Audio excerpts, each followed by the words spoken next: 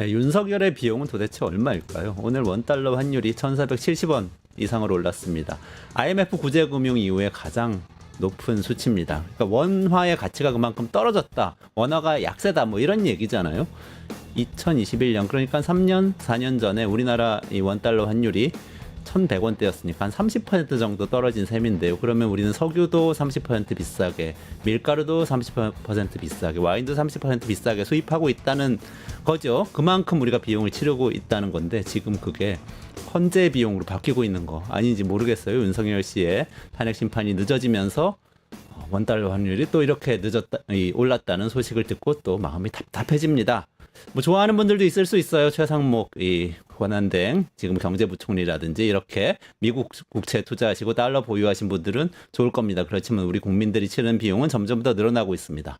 오늘도 이 이야기 포함해서 끝장 뉴스 라이브에서 이 손님들 모시고 이야기 나눠보도록 하겠습니다. 오후 5시 3월 31일 월요일 끝장 뉴스 라이브 시작하겠습니다. 박영식 시사 에디터, 김환 한겨레 기자, 그리고 박진영 평론가님 모시겠습니다. 어서 오세요. 안녕하세요. 네, 안녕하세요. 네, 오늘 첫 번째 뉴스 또 박영식 에디터께 여쭤볼게요.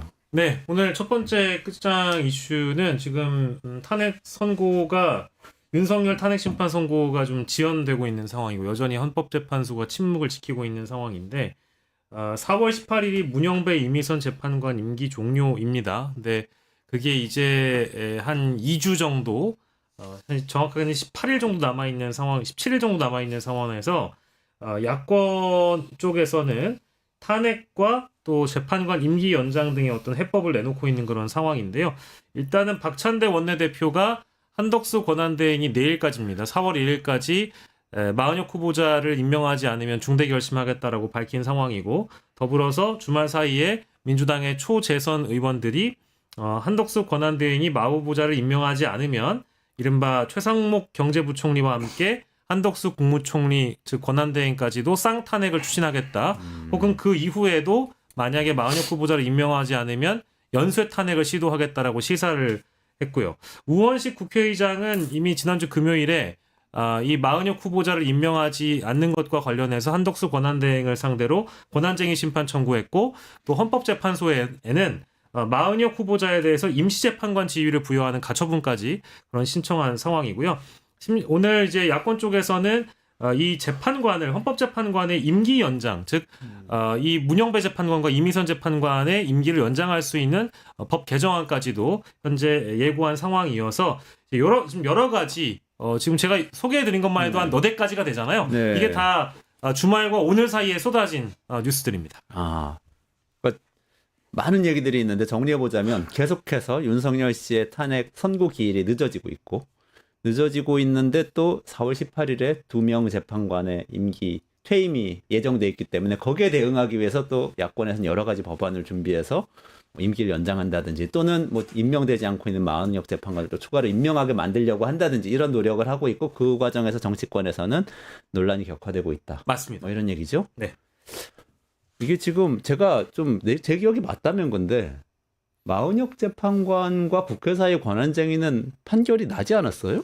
뭐 지금 또 기억이 맞는 게 아니라 판결이 났죠. 임명하지 않으면 위헌이다라는 판결이 났고 오늘 국회에 나온 헌법재판소 사무처장도 임명하지 않는 상황이 위헌이다라고 분명하게 얘기를 했습니다. 그러니까 사실 임명하지 않는 게 위헌이다라는 건 정리가 끝난 얘기인데 문제는 그걸 하지 않더라도 사실 강제할 수 있는 방법이 지금 없는 상태로 100일 넘게 방치되고 있다. 뭐 이런 게 지금 문제인 것 같고 이거는 뭐 당장에는 마은혁 재판관 임명 여부지만 사실 제도에 미비가 있다 이렇게 좀 봐야 되는 상황인 것 같습니다.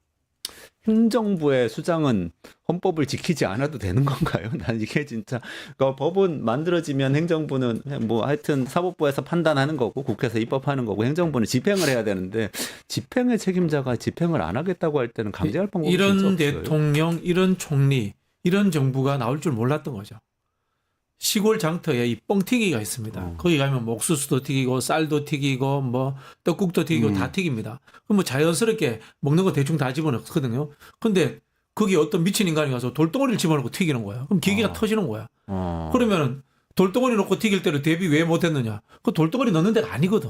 그렇죠. 똑같은 겁니다, 지금. 아. 그런 말도 안 되는 대통령을 선출해 놓고 대통령이 하는 쿠데타라는 것을 우리 대한민국에서 처음 겪어봤지 않습니까? 그런 상황들이 벌어졌기 때문에 법률이나 헌법으로서 제어할 것들에 대해서도 고민해 놓지 못했던 거예요. 그럼 어떤 이 비법률적 상황이 된 거거든요. 이런 상황일 때는 비법률적 상황에 대한 대응 방식에 대해서도 헌법 정신에 위배되지 않는다면 제도와 절차가 없더라도 고민해 봐야 됩니다. 저는 그게 지금 국회나 민주당에서 이야기하고 있는 국무회의 전원 탄핵 뭐 이런 방법이 아닌가라고 생각해 봅니다. 국무위원 전원 탄핵. 네네. 뭐 그 안까지 지금 나오고 있는 거죠. 그건 뭐 아이디어 차원에서 지금 나오고 있는 거죠. 현재 추진하고 있는 것은 아까 말씀하신 대로 그러니까 이제 시사한 거니까요. 쌍탄핵이고. 실제 그 정도의 상황이 오려면 모든 권한 대행, 그러니까 국무위원들이 돌아가면서 대행의 대행을 연속하는 순간 이 마은혁 후보자를 임명하는 위원 상태를 유지하겠다라고 한다면 민주당은 이 국무위원 전원을 탄핵하는 시도까지도 염두에 뒀다라는 그런 시사입니다. 아, 그렇군요. 자, 재판 기일 얘기부터 일단 해보죠. 이거 자꾸 얘기해가지고 시청자 여러분께 죄송하긴 한데 또 관심 굉장히 많으세요. 지금 어떤 상황인 거죠? 지금 연합뉴스 TV가 한 시간 반 전에 지금 속보를 내보낸 걸 보면은요. 물론 이것도 언론사가 취재한 바에 따르면, 그러니까 뭐 이제 모 언론사의 이름을 걸고 우리 취재에 따르면 이렇다 전해진다라는 보도를 어디까지 믿어야 될지 모르겠습니다. 저 연합뉴스 안 믿습니다. 근데 연합뉴스 TV 보도에 따르면 헌법재판관들은 아직 윤석열의 탄핵 심판에 대한 구체적인 결론을 내리지 않은 것으로 파악이 됐다고 하는데 뭐 소스는 나오지 않고요.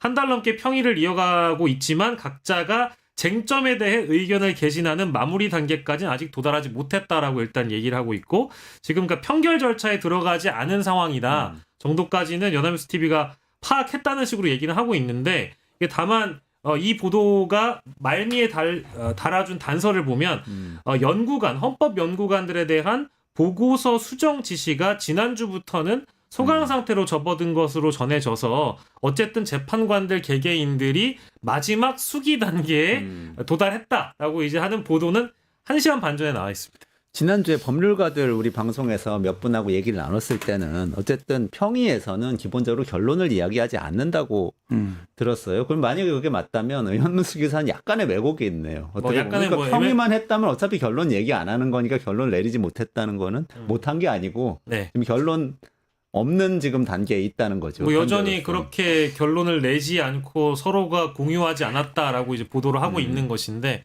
글쎄요 이거는 저도 뭐 언론사의 보도만을 전해드렸을 뿐입니다. 제가 이번 탄핵 정국에서 연합뉴스와 YTN이 제대로 된 언론으로서의 기능을 하는가라는 것에서 굉장히 회의감을 가지고 있습니다. 그럼에도 불구하고 제가 들은 정보하고 비슷하네요. 지금 연합뉴스 이야기는 헌재 재판관들이 각자의 의견을 밝히는 단계까지는 오지 않았다라는 이야기를 저도 뭐 상당히 고급 정보로서 들었습니다. 지금 더 좀 풀어주시죠. 출처는 밝힐 수 없고요. 네네. 어떤 상황인지. 한 명의 헌법 재판관이 절차적인 부분에서 지속적으로 문제 제기를 하면서 이른바 각자 개인이 기각이냐, 네. 뭐 각하냐, 인용이냐라는 뜻을 밝힐 수 있는 방향으로 나아가는 것을 막고 있다. 라는 이야기를 제가 들었습니다. 그 절차라는 거는 헌법재판소의 재판 절차를 말하는 겁니까? 그렇죠. 네. 그 절차적 문제. 네. 그러면 각하에 대한 주장을 지금 여권에서 하고 있는 거하고 좀 일맥상통하는 얘기입니까? 그런 부분인 것 같기도 합니다. 짐작으로. 다만 어쨌든 간에 이런 표현이 그렇습니다만 진도 못 나가게 하고 있다. 쉽게 말하면 이런 뜻이죠. 지금 좀 민주당 쪽 입장을 들어보려고요. 저희가 박주민 의원을 좀 연결을 시도를 했거든요. 박주민 의원 지금 연결돼 계십니까? 예, 안녕하세요. 네, 안녕하세요, 의원님. 네, 지난번에 네, 이어서 네. 또 인터뷰 응해 주셔서 감사합니다. 아닙니다. 예. 네. 지금 뭐 이 스튜디오에서도 저희 잠깐 얘기 나왔는데요. 헌법재판관 일부가 재판을 지연시키고 있다. 절차적 문제를 들어서 이런 이야기 지금 좀 한 분이 전해 주셨는데 뭐 이거 포함해서 재판이 지연되고 있다 보니까 참 여러 가지 이야기가 나돌고 있습니다. 그래서 지금 박 의원님 그 민주당 쪽에서는 현재 상황을 어떻게 진단하고 계신가요? 먼저 말씀드릴 것은 누구도 정확한 정보를, 그러니까 누구도 100% 정확한 정보를 가지고 있지는 못하다. 이게 맞는 것 같고요.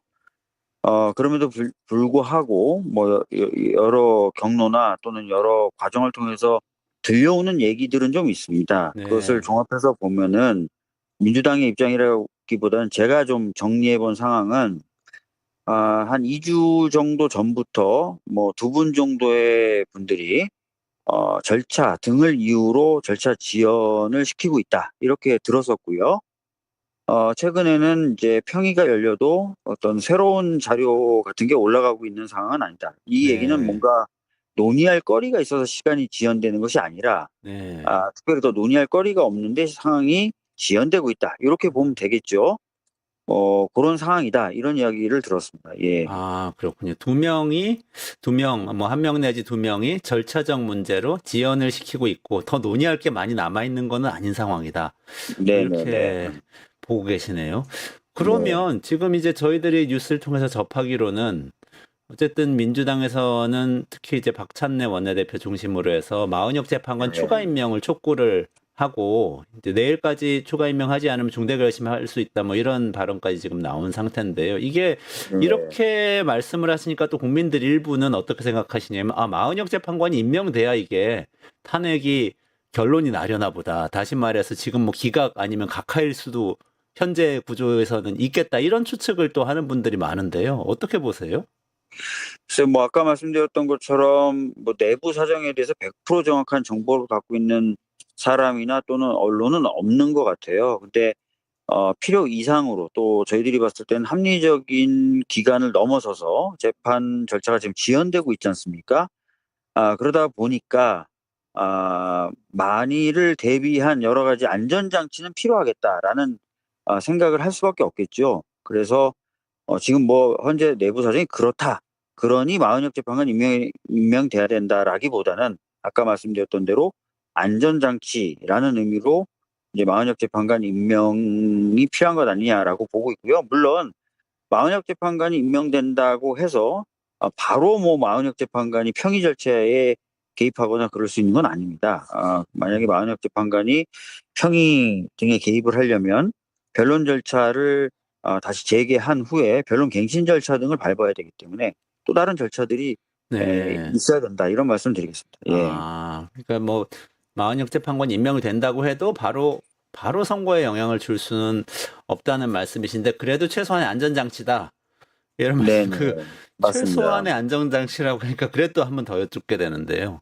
네. 최악의 경우 네. 최소한의 안전장치가 필요해지는 경우가 생길 가능성이 얼마나 있습니까? 모르겠습니다. 이것도 역시 여러 가설적 정보들에 기반한 예측인데요.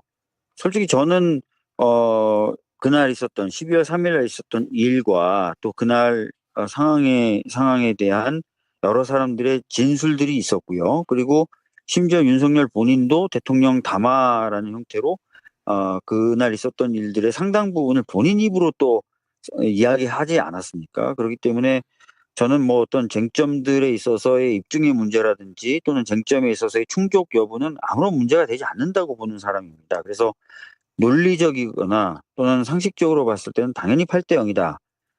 그런데 뭐 오늘도 보니까 이제 어떤 정관 출신 변호사 나와서 지금 현재는 논리적 판단을 하고 있는 것 같지 않고 재판관들이 정치적 싸움, 정치적 판단을 하고 있는 것 같다라고 우려의 말씀을 전하시는데 정말 그렇게 된다면 진짜 헌재가 갖고 있는 국가적 기능 이런 것들 자체가 완전히 훼손되는 거라서 그런 네. 일은 있지 않길 바랍니다. 예.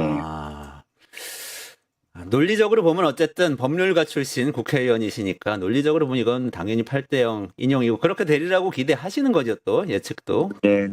그렇게 그러나 최악의 상황도 저희들은 염두에 두고 그 최악의 상황이 있을 때 안전장치도 마련해 나가는 작업은 해야 된다. 네. 그렇게 말씀드리겠습니다. 대비는 예. 해둬야 된다. 네. 근데 말이죠. 지금 중대결심 아까 여쭤봤는데 이게 어쨌든 탄핵을 의미하시는 거겠죠. 그러니까 한덕수 총리 현재 권한대행이나 또는 그 전에 권한대행이었던 최상목 경제부총리 탄핵을 말씀하시는 것 같은데 뭐 지금 그렇게 준비되고 있는 겁니까? 그러니까 마은혁 재판관 임명하지 않으면 두 분 탄핵이 지금 논의되고 있는 겁니까? 오늘 현재 이 시각에 지금 의총을 진행하고 있습니다. 관련된 논의가 이루어질 것으로 보여지고요. 다만 저는 아쉽게도 이미 잡혀 있는 그 일정 때문에 의총에는 결합하지 못하고 있는 상황이라서 지금 현재 논의가 어떻게 돌아가고 있는지는 파악하지 못하고 있습니다. 예. 그렇군요. 네. 또 한 가지 여쭤보고 싶은 게 네. 지금 이렇게 이제 어쨌든 뭐 어떻게 결론을 내시든 간에 뭐 쌍탄핵, 줄탄핵 뭐 이런 얘기를 이제 언론에서 얘기를 하다 보니까 국민의힘 쪽에서는 이게 행정부 마비시키려는 내란이다 이러면서 고발을 또 하겠다는 거 아닙니까? 뭐 이걸 어떻게 예. 보세요? 이미 이제 헌재가 그 검사 세 명에 대한 탄핵을 기각하면서 탄핵권 남용이 아니다라고 판단한 바가 있고요. 그죠? 그 네네. 국민의힘에서 뭐 줄탄핵 이렇게 얘기했지만 더군다나 지금 저희가 거론하고 있는 이 부분은 이미 헌재가 마은혁 재판관을 임명하지 않은 것은 명백히 위헌이다라고 8인 전원일치의 판결을 내린 바가 있어요. 그러니까 그리고 특히 이런 권한쟁의에서의 헌재의 결정은 국가기관을 기속한다는 헌법재판소법 규정도 있고요. 네네. 그럼에도 불구하고 국가기관인 권한대행들이 이를 따르지 않는 명백한 위헌 상황이기 때문에 저희들이 이 위헌 상황을 해소하기 위해서 말씀하신 대로 어떤 탄핵권을 행사한다는 것 자체가 뭐 내란이 된다든지 음. 또는 탄핵권 남용이 된다든지 이럴 리는 없다. 그것은 헌법재판소가 이미 결론을 낸 사안이다 이렇게 보시는 거죠? 그렇습니다. 네. 예. 지난번에 저희 스튜디오에 박 의원님 나오셔가지고 말씀해 주신 거 인상적으로 잘 들었는데 여전히 기억합니다. 그러니까 탄핵이 뭐 권한 남용이 뭐 이런 얘기 하지 말고 법대로 헌법을 어기면 그냥 탄핵하고 이렇게 쭉쭉 네. 넘어가서 책임자들이 계속 맡아서 나라를 운영하면 된다 이렇게 말씀 주셨는데 지금 네. 지금 계속 입장이 동일하시네요. 네. 저는 네네. 우리나라 미래를 위해서 헌법이 국가기관들에 의해서 존중받고 준수되는 모습이 가장 중요하다고 생각합니다. 네. 다 아시는 것처럼 헌법 그리고 그 아래에 있는 법률 또는 이 명령 이런 것들이 규범력을 가지고 있다는 전제 하에 성립되어 있는 사회 구조 아니겠습니까? 네. 그런데 헌법뿐만 아니라 헌법재판소의 결정조차도 공공연하게 무시당하고 있는 이 상황은 그런 어떤 기본적인 틀과 시스템을 흔드는 거거든요. 네. 이런 나라에 누가 안심하고 투자를 하고 어떤 나라들이 거래를 하려고 하겠습니까? 그래서 네. 저는 나라의 미래를 위해서는 오히려 그런 안목과 비전을 가질 필요가 있다 이렇게 생각합니다. 예. 그러면 의원님 만약에 그 네. 한 명을 탄핵하면 그 다음 대행이 또 그 다음 대행이 네. 계속해서 헌법을 지키지 않으면 계속 탄핵해서 국무위원을 다 탄핵하는 데까지도 갈 수도 있습니까? 최악의 경우라면?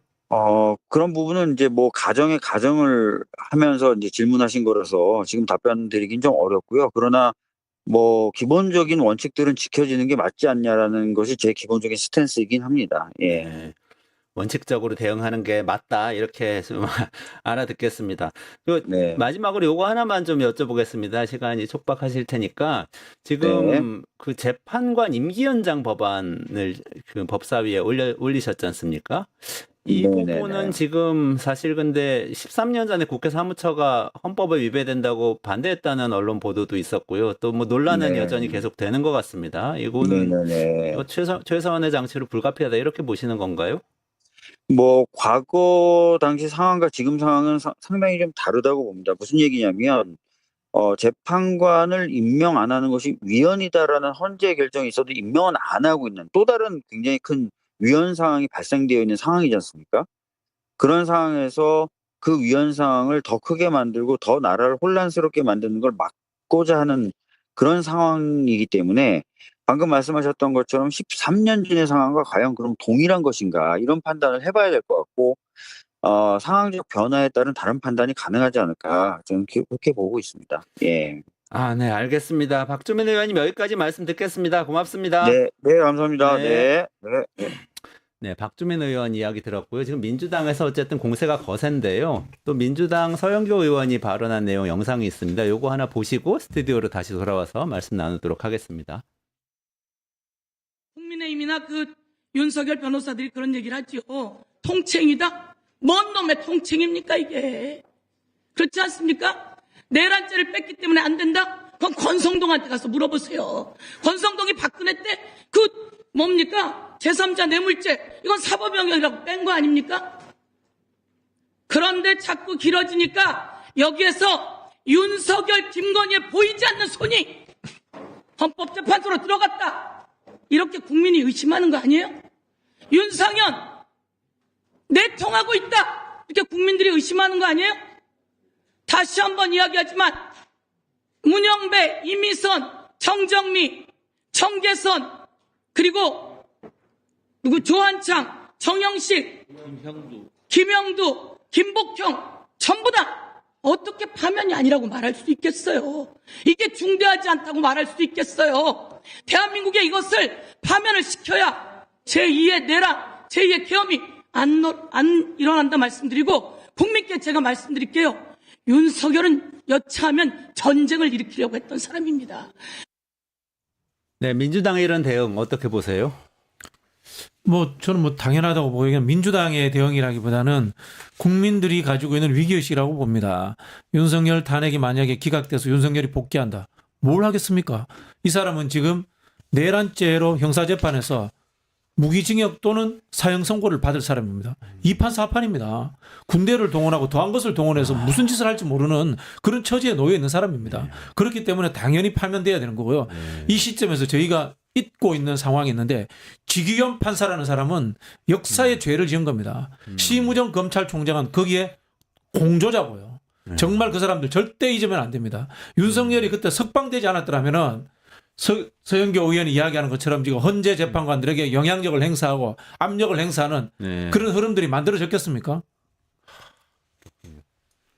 저도 그러니까 애초부터 원칙적으로 대응하는 게 맞았다라고 생각이 드는데 이게 이제 객관적으로 보기에 너무 명백하니까 이 잘못이 그러니까 여기서 그 다음 수습에서 국정의 어떤 운영의 혼란 뭐 이런 것들을 우려했던 예를 들면 정치적 판단들이 말씀하신 것처럼 저도 윤석열이 계속 구속 상태에 있었으면 헌재가 이렇게까지 지원하지 않았을 거라고 봅니다. 왜냐하면 구속 상태에 있으면 기각을 하는 거가 실익이 없어요. 왜냐하면 돌아오질 못하는데 감옥에 있어야 되는데 근데 지금 윤석열이 밖으로 나오면서 이게 상황이 굉장히 꼬였고 그때부터는 지금보다 훨씬 더 좀 뭐라 그럴까요? 비상한 어떤 선택들을 해왔어야 되는데 이게 너무 사실 온 국민이 지켜봤고 전 세계가 지켜본 상황이 있었기 때문에 너무 좀 명확하게 이 문제를 될 거야 이런 이제 말하자면 낙관론 같은 게 지금 일의 순서를 좀 꼬이게 만들었다 이런 생각도 듭니다. 아, 그러네요. 내란죄니까 현직 대통령이라도 기소될 수 있고 기소된 상태가 구속 기소라면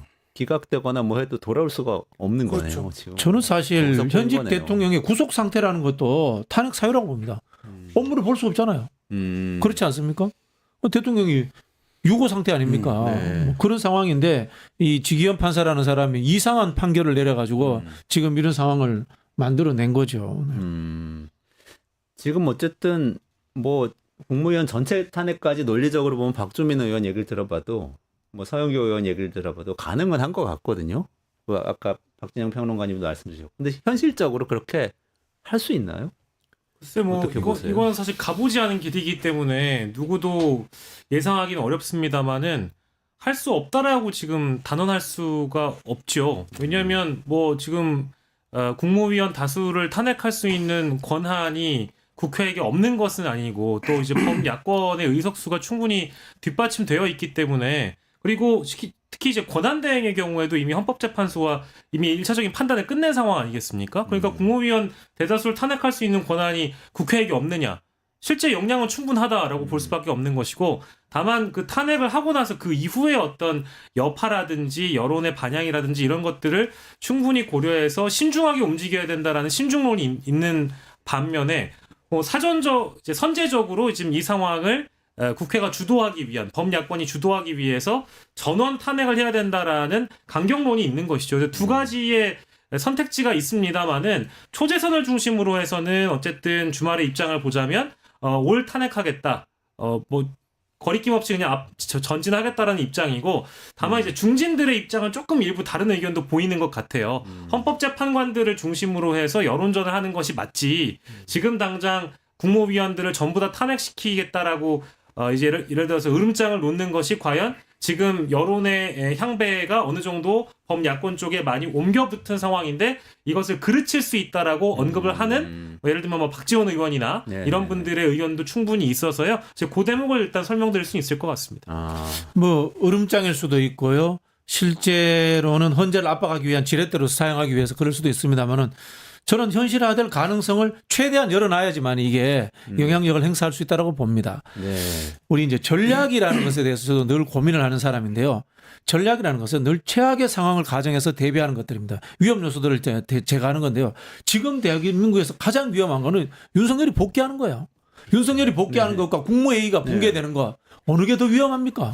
윤석열이 복귀되면 내란이 지속되는 거고 외환을 다시 유치할 수도 있는 거고 경제 폭망하는 거고 이런 상황 아닙니까? 그래서 최악의 상황을 해결하려면은 수단 방법을 가리지 않고 정치의 영역에서 야당, 민주당이 욕을 좀 먹더라도 이건 해결은 해야 되는 겁니다. 이거는 민주당의 문제가 아니고 대선 전략의 문제가 아니고 나라를 살리는 일이라는 대승적인 차원에서 판단을 해야 됩니다. 근데 뭐 사실은 이제 앞서서 박지원 평론가님께서 말씀해 주신 거는 이제 국무회의가 붕괴되고 내각이 붕괴되는 게 낫냐 아니면 윤석열이 돌아오는 게 낫냐 이제 이렇게 두 가지 선택지를 놓으시면 당연히 내란 수계가 돌아오면 2차 계엄을 하겠죠. 오늘 이제 이재명 대표가 언급을 한 것처럼 윤석열의 복귀는 곧 제2의 계엄이다. 이런 언급이 나온 것처럼 상당수 이제 국민들이 동의할 거거든요. 다만 이제 이 사안대로 말씀 주신 대로 구분할 수 있는데 이거를 마은혁 후보자 임명권과 같이 결부시키면 굳이 문제가 복잡해져요. 그러니까 마은혁 후보자 임명은 위헌 행위의 지속을 그대로 방치할 것이냐 아니냐의 문제로 접근해야 되거든요. 근데 이거를 마치 뭐 헌재 내부의 상황 내지는 뭐 내각이 붕괴되는 상황 이런 것과까지 연결지어가지고 자꾸 접근을 하다 보니까 시청자분들이 혼선을 겪으실 수도 있는데 마은혁 후보자 임명은 그냥 위헌을 방치할 것이냐 말 것이냐에 대한 문제여가지고요. 그렇죠. 이 물음에 권한대행들이 대답을 해주면 되는 겁니다. 네. 저는 근데 어쨌든 정치라는 게 스케줄이 필요하니까 저는 4일이 기점일 거라고 봅니다. 그러니까 예를 들면 4일 이번 주 금요일이죠. 네. 4일까지 헌재가 선고를 내자. 이거는 사실 헌재가 결론을 내면 간단한 회로거든요. 근데 헌재가 이제 그거를 안 하고 있어서 지금 여러 가지 경우의 수라든지 복잡한 정책 선택들이 나오는데 4일까지 헌재가 선택을 하지 않는다. 그러면 예를 들면 민주당이 1차적인 행동을 해야 되는 할 거라고 보고 그리고 만약에 12일까지도 결론이 나지 않는다라고 하면 그때는 지금 얘기하고 있는 말씀하신 최악의 상황이 왔기 때문에 그거에 맞는 대응을 정치적으로 할 거라고 보는데 이게 가능해진 이유는 이재명 대표의 2심 그 판결 때문입니다. 예를 들면 이게 유죄가 났더라면 민주당이 시간에 굉장히 쫓겼을 거예요. 시간에 쫓기기 때문에 예를 들면 이렇게 가면 그 어찌되었던 시간적으로는 돌아가게 되거든요. 근데 지금 그걸 선택할 수 있는 충분한 정치적인 어떤 그 룸이 생겼고 뭐 이런 상황에서 4일과 11일에 각각 지금 뭐 쌍탄핵, 줄탄핵 얘기가 나오고 있는데 그러니까 최소한 4일이 지나면 제 생각에는 쌍탄핵을 할 수 있는 정치적인 여지가 있고 11일이 또 지나버린다? 그러면 실제로 이제 줄탄핵으로 가는 상황을 그러니까 지금 이거를 해도 되는 논리적인 이유, 원칙, 이런 일의 순서, 근거 이런 건 이미 헌재가 다 제공한 거거든요. 그러니까 사실 이제 민주당 입장에서는 선택하느냐 안 하느냐의 문제인 것 같은데 저는 이제 4일, 11일 요 때가 분기점이 되지 않을까 싶습니다. 그러니까요. 재판관 임명 그거 하나만 놓고도 사실은 헌법을 위반하고 있기 때문에 이유는 명확한데 이제 정치적 의미를 짚어주신 건데 김한 기자님. 근데 김한 기자님 그거 아세요? 지난주에 우리 엄청 실망했잖아요. 기자님 말만 믿고 있다가 금요일에는 선고 나온다고 그래가지고 오늘 새로운 스케줄 제시하신 거죠. 누가 그 얘기를 해서 인디언은 비가 올 때까지 기후제를 올리는 거다 이런 얘기를 했는데 지금 모든 사람들이 지금 3주째 양치기 소년 아닙니까? 하지만 중요한 건 늑대는 꼭 옵니다. 네. 꼭 온다. 뭐 늑대가 있으면 오는 거죠. 네. 그래서 이제 대비해야 되는 거고. 우리 이제 박영식 에디터가 이야기한 거는 이른바 이제 한덕수라든가 이 내각의 강요들에게 요구할 때의 이 정당성의 논리입니다. 네. 헌법재판소에 대한 정당성의 논리인데 정치라는 건 이제 정당성 플러스에서도 전략이라는 것이 존재하거든요. 전략이라는 것도 사실은 정당성을 뒷받침하기 위해서 전략이 존재하는 겁니다. 그런 측면에서 5대 3일지 6대 1일지 7대 0일지 8대 1 우리는 모릅니다. 모르는 상황에서는 가장 안정적인 기조에서의 최악의 상황을 대비를 해둬야 되는 겁니다. 그건 뭐냐? 마은혁 재판관을 확보해가지고 6표를 확보해 두는 것이 전략에서의 첫 번째 선택이 되어야 된다라는 말씀을 저는 드리고자 하는 겁니다. 그래서 수단 방법을 가리지 말고 국회는 저는 국회의원이라는 표현을 쓰겠는데 국회는 탄핵 가결에 필요한 6명의 헌법재판관을 확보해야 된다. 이 말씀 드리는 겁니다. 그렇군요. 아니 저는 또 이 뉴스 보고는 사실 눈을 의심했는데 웃기려고 그러나 이런 생각 들고 국민의힘이 탄핵 추진은 내라는 뭐다 이렇게 얘기를 하면서 고발을 한다는데 이 부분은 어떻게 보세요? 글쎄요, 이제 이거는 내란이라는 행위는 뭐 우리가 이제 법적으로 어떻게 규정돼 있는지는 잘 알지 않습니까? 이제 불법적으로 또 위헌적으로 국가기관이나 권력기관들을 마비시키는 행위를 우리가 내란이라고 하는데 윤석열의 행위가 우리 헌법기관인 국회를 마비시키려고 했던 시도였잖아요. 계엄군을 출동시켜서 국회에 진입했고 국회의원을 끌어내려고 했었고 뭐 심지어 언론사들의 단전단수 시도를 했고 이제 이런 행위들을 우리는 내란이라고 부르는데 비상계엄이 이제 불법적인 내란이 되는 것이죠. 근데 지금 문형배 이미선 임기 연장 법안을 논의하는 것에 대해서 이것을 내란 음모라고 규정하는 것은 실제 이것이 적법한 절차를 통해서 이 과정이 진행되느냐 아니냐를 보면 될 텐데 이것은 법사위가 법률적인 권한을 가지고 이 헌법재판관들의 임기를 연장시켜서 4월 18일 이후에 뭐가 우리가 상상해보지 못할 그런 스케줄이 생길까봐 미연에 좀 방지하고자 법안을 논의하는 것이잖아요. 아까 이제 교수님께서도 박주민 의원에게 질문을 주셨습니다마는 이것은 지금 현재 내란 음모라고 규정하는 것은 글쎄요, 그 1호 당원이 불법적인 계엄 행위를 했고 이것을 내란으로 좀 규정되고 있는 상황에서 내란 음모라고 이야기하는 것은 좀 뭔가 비약적인 거 아닌가라는 생각이 좀 듭니다. 논리 비약이다. 유머 아닐까요? 유머를 받아치는 거 아닐까요? 그냥 그러니까 이게 내란이라고 하는 게 기본적으로 국헌문란이에요. 근데 국헌이 뭡니까? 헌법이에요. 그러니까 헌법을 지키지 않는다는 거예요. 근데 지금 헌법을 지키지 않고 있는 자가 누굽니까? 이거를 온 국민이 알고 있는데 권성동 대표가 이게 일종의 말장난 같은 거지. 그 어떤 그 내란이라고 하는 행위를 이게 내란이라고 하는 거에 굉장히 신중해야 돼요. 왜냐면 이거는 아까 그 박준 평론도 말씀하셨지만 굉장히 형량이 높아요. 형법에서 가장 무겁게 모는 거거든요. 근데 사소한 행위는 다 내란이야 이렇게 정적으로 규정하기 시작하면 물론 국민의힘의 정책 의도야 알죠. 의도야 알겠지만 사실 이거는 국민들이 보기에는 굉장히 좀 그 볼썽사나운 꼴이다 이런 생각이 듭니다. 그러니까 이게 지금 언론의 어떤 보도 행태나 양태를 감안해서 이제 막 던진다고 저는 보는데요. 일단 국민의힘 쪽에서 내뱉는 정치인이 뱉는 워딩을 정치부 기자들이 따라서 써줄 수밖에 없습니다. 쌍따옴표 저널리즘이라고 하죠. 따옴표 저널리즘인데 지금 이 내란 얘기를 언급한 게 이 재판관들에 대한 임기 연장과 관련된 법안 이것을 내란 음모라고 규정한 것뿐만 아니라 뭐 아시겠습니다만 지금 권성동 원내대표가 언급한 내란 선동죄와 관련된 부분 민주당 초선 의원 70명 그리고 김어준 씨를 서울시 경찰청에 내란 선동 혐의로 고발하겠다라고 이미 밝힌 바 있어요. 그러니까 이 사람들도 다 내란의 가담자들이 내란을 주동한 사람들이 되는 거거든요. 그러니까 이제 이렇게 자꾸 내란이라는 그 단어를 우리가 처음에 윤석열이 불법적인 비상계엄을 일으켰을 때 내란이라고 부를 수 있느냐 없느냐로 나누는 것이 아니고 국민의힘 쪽에서는 내란이라고 하면 안 된다라고 접근했었거든요. 근데 이 내란이라는 단어를 마치 일반 명사로 지금 만들고 양비론에 접근하기 쉽게끔 만들려고 접근하는 일종의 행위라고 저는 보고 있습니다. 사전을 계속 바꾸는 것 같아요. 그런 것 같습니다. 그러니까 이제 내란이라는 단어를 조심해서 써야 된다라고 주장했던 분들이 이제 와서는 모두가 다 내란 행위를 하고 있다라고 얘기를 하니까 언론사 입장에서 지금 다 받아 써주고 있는 게 되잖아요. 그러니까 이게 동등하게 비춰지는 효과를 일단 누렸다라는 게 첫 번째일 것 같고 두 번째는 내란은 과연 무엇인가 사람들이 이제 의구심을 갖게 만드는 행위겠죠. 그리고 이게 또 하나의 땔감이 됩니다. 무엇이냐? 이제 토요일 집회에 나가 보시면 전광훈 주최 측 집회에 연단에 올라가서 언급하시는 분들이 대부분 이런 기사를 활용해요.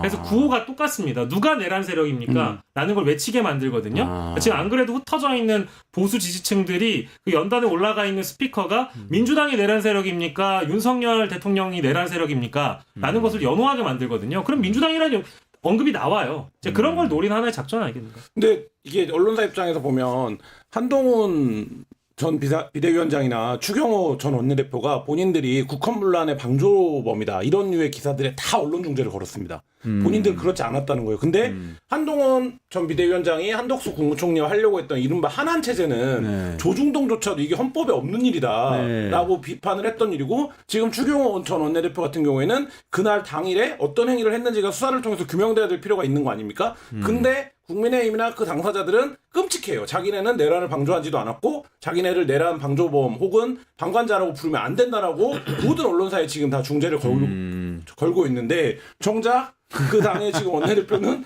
민주당 초선 의원들을 향해서 너는 내란범이다 이렇게 규정을 하는 거 이 행위 자체만 놓고 보더라도 이게 뭐를 노린 효과, 어떤 효과를 노리는 건지를 알 수 있다. 이건 레토릭일 뿐 실체적인 내용은 없다. 아니 뭐 이런 저기 말씀이시네요. 그래서 민주당이 무고죄로 맞불렀잖아요. 네네. 제가 봤을 때 민주당이 무고죄가 아니라 코미디언 생계 위협죄로 국민의힘 걸 이게 코미디죠. 상 줘야 돼, 상 줘. 아니 생각을 해보세요. 총칼 들고 헌법기관은 국회를 쳐들어온 게 내란입니까?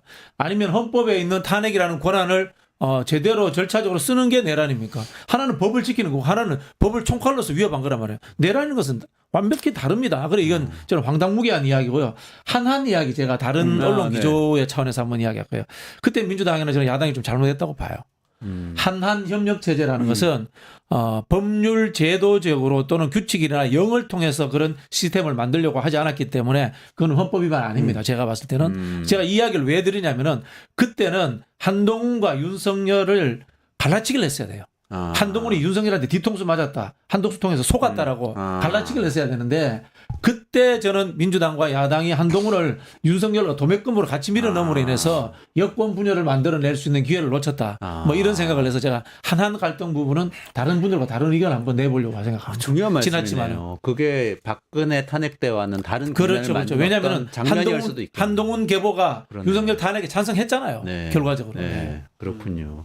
그런 점은 좀 아까 말씀하신 전략적 차원에서 많이들 좀 숙고를 해주시면 좋을 것 같습니다. 근데 또 진짜 궁금한 얘기 두 번째 이슈에 있어서 넘어가서 한번 좀 얘기해 볼게요. 예, 두 번째 이슈도 가보도록 하겠습니다. 이 두 번째 이슈는 지금 국민의힘에서 헌법재판소가 윤석열 탄핵 심판 선고를 조속하게 내려달라고 촉구를 하고 있다라는 소식인데요. 이게 실제 권성동 국민의힘 원내대표가 실제로 한 얘기고요. 조속히 선고를 해야 된다라고 촉구를 한 것이고 당 일각에서는 지금 만약에 헌법재판소가 선고를 하게 되면 기각의 가능성이 높다라고 실제 자신감도 드러냈다라고 합니다. 이제 이렇기 때문에 아니 이건 민주당만 혹은 범야권만 탄핵에 찬성하는 사람들만 이 헌법재판소 선고를 앞당기려고 하는 거 아니냐? 네. 이런 어떤 시각이 있었던 분들에게는 이게 어떤 속내인지 관심을 끌고 있는 상황입니다. 그러니까 이게 완전히 좀 태도가 바뀐 거 아닙니까? 뭐 이런 바 이전하고는? 이제 이게 치킨 게임이죠. 치킨 게임 아니겠습니까? 강큰 놈이 이긴다. 그렇게 생각하고 한번 여론에서 선점하자. 이렇게 이야기하면은 대부분의 여론들은 기각되겠네? 또는 각하되겠네? 이런 의견들을 또 많이 나오고 그게 또 여론조사 올라갑니다. 그럼 또 역으로 이게 헌법재판소에 간작은 그 샌님들한테 영향을 미치는 거죠. 그런 이제 악순환의 쳇바퀴를 만들려고 하는 하나의 고도의 전략인 거죠.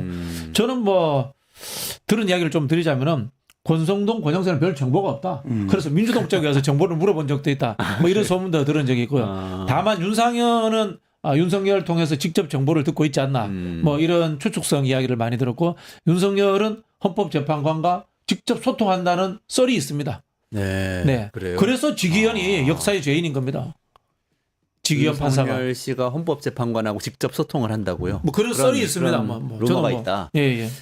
아니 근데 그래도 왜 바뀌었을까요 중간에? 그러니까 국민의힘이 그래도 계속 지연 전략을 썼던 거 아닙니까?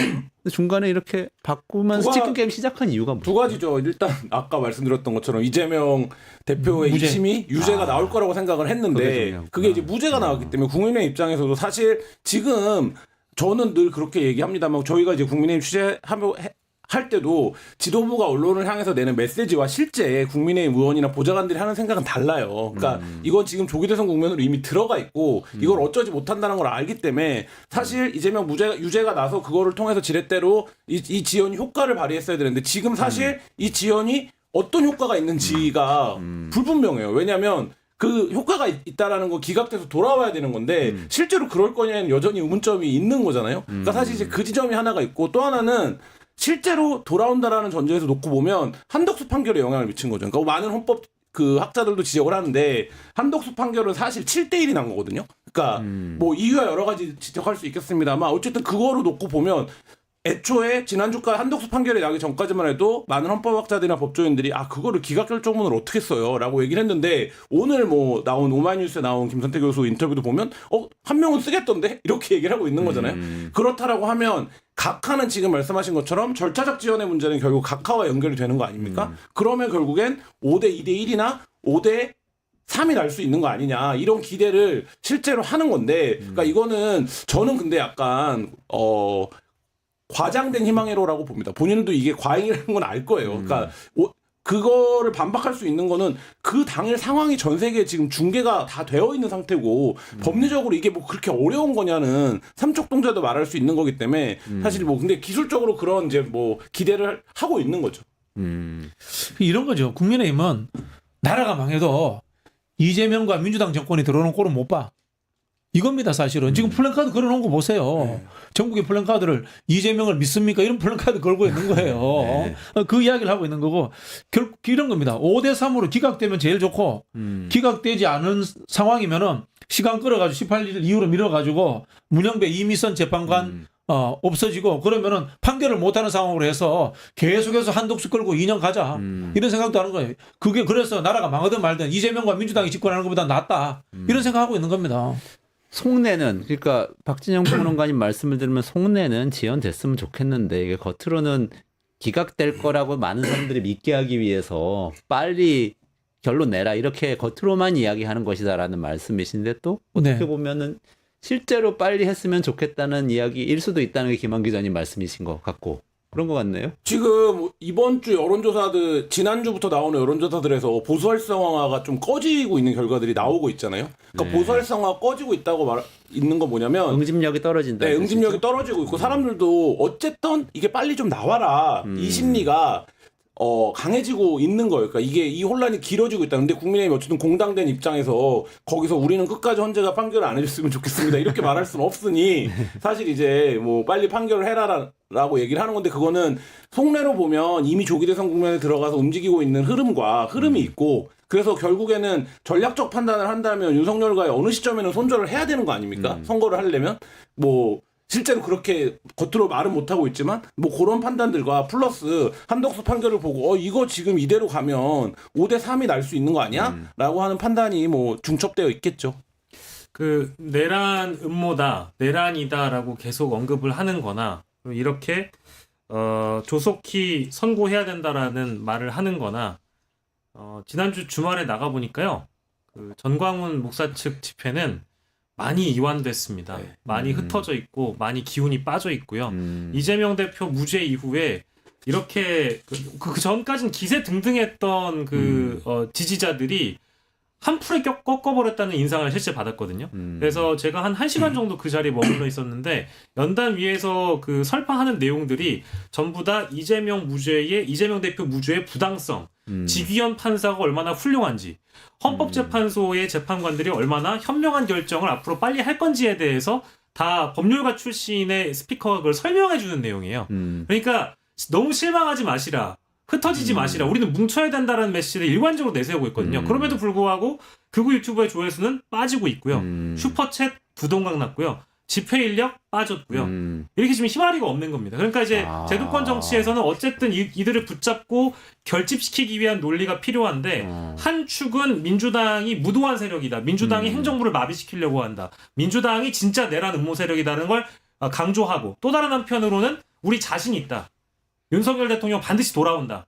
그러니까 어디 가지 마시라. 뭉쳐달라. 이렇게 이제 작전을 짜고 있는 것으로 그냥 보이더라고요. 그러니까 오늘 저 뭐 내부 보고나 이런 데도 올라온 거랑 거의 같은 말씀, 되게 정확한 진단인데 지난주를 왜 사법 슈퍼위크라고 불렀잖아요. 네네네. 근데 이게 보면 한덕수 이거 한 10%? 네, 맞아요. 10점짜리? 그다음에 이재명 재판이 51점짜리. 51점짜리. 네. 그리고 나머지가 윤석열이에요. 그러니까 이재명 재판에서 이미 졌기 때문에 이 세력들은 이제 못 이긴다는 거를 알아요. 그렇기 때문에 말씀하신 대로 지난 주말에 취재 갔다 온 사람들이 다 지표가 굉장히 좀 성겨졌어. 뭐 이렇게 얘기를 하거든요. 그럼 이게 뭐냐면 이제 전략적으로 지연을 시켜봐야 비빌 데가 없는 거예요. 그러니까 지연될수록 더 와해될 수도 있다. 네, 그럴 가능성도 지금 이번 주 집회에서 그런 보고들이 있더라고요. 그 제가 또 고급 정보 하나 풀어놓자면 이제 네. 개헌론 나올 겁니다. 개헌론이요. 개헌론 100% 나옵니다. 윤석열이 개헌론 던질 겁니다. 윤석열이 나 기각되면은 개헌에 앞장설 거야 하고 거짓말을 할 가능성이 있습니다. 그거는 최후 그때 변론에서 최후 변론에서 한번 최후 변론에서 했는데 그게 그게 지금 조용했는데 움직이고 있을 거라고 봅니다. 그러니까 이게 SBS 그 기자가 뭐 제가 보기에는 뭐 비판 안 하겠다. 매우 훌륭하지 않은 기자라고 생각을 합니다. 그런데 되도록이라는 표현은 굉장히 이 상황을 정확하게 쓴 것 같아요. 즉 윤석열 입장에서도 이재명 정권으로 넘어가는 것은 도저히 참을 수 없는 거예요. 참을 수 없는 거고 그다음에 민주당 또는 우리 대한민국 국민들 입장에서도 윤석열이 복귀한 상황은 참을 수 없는 거예요.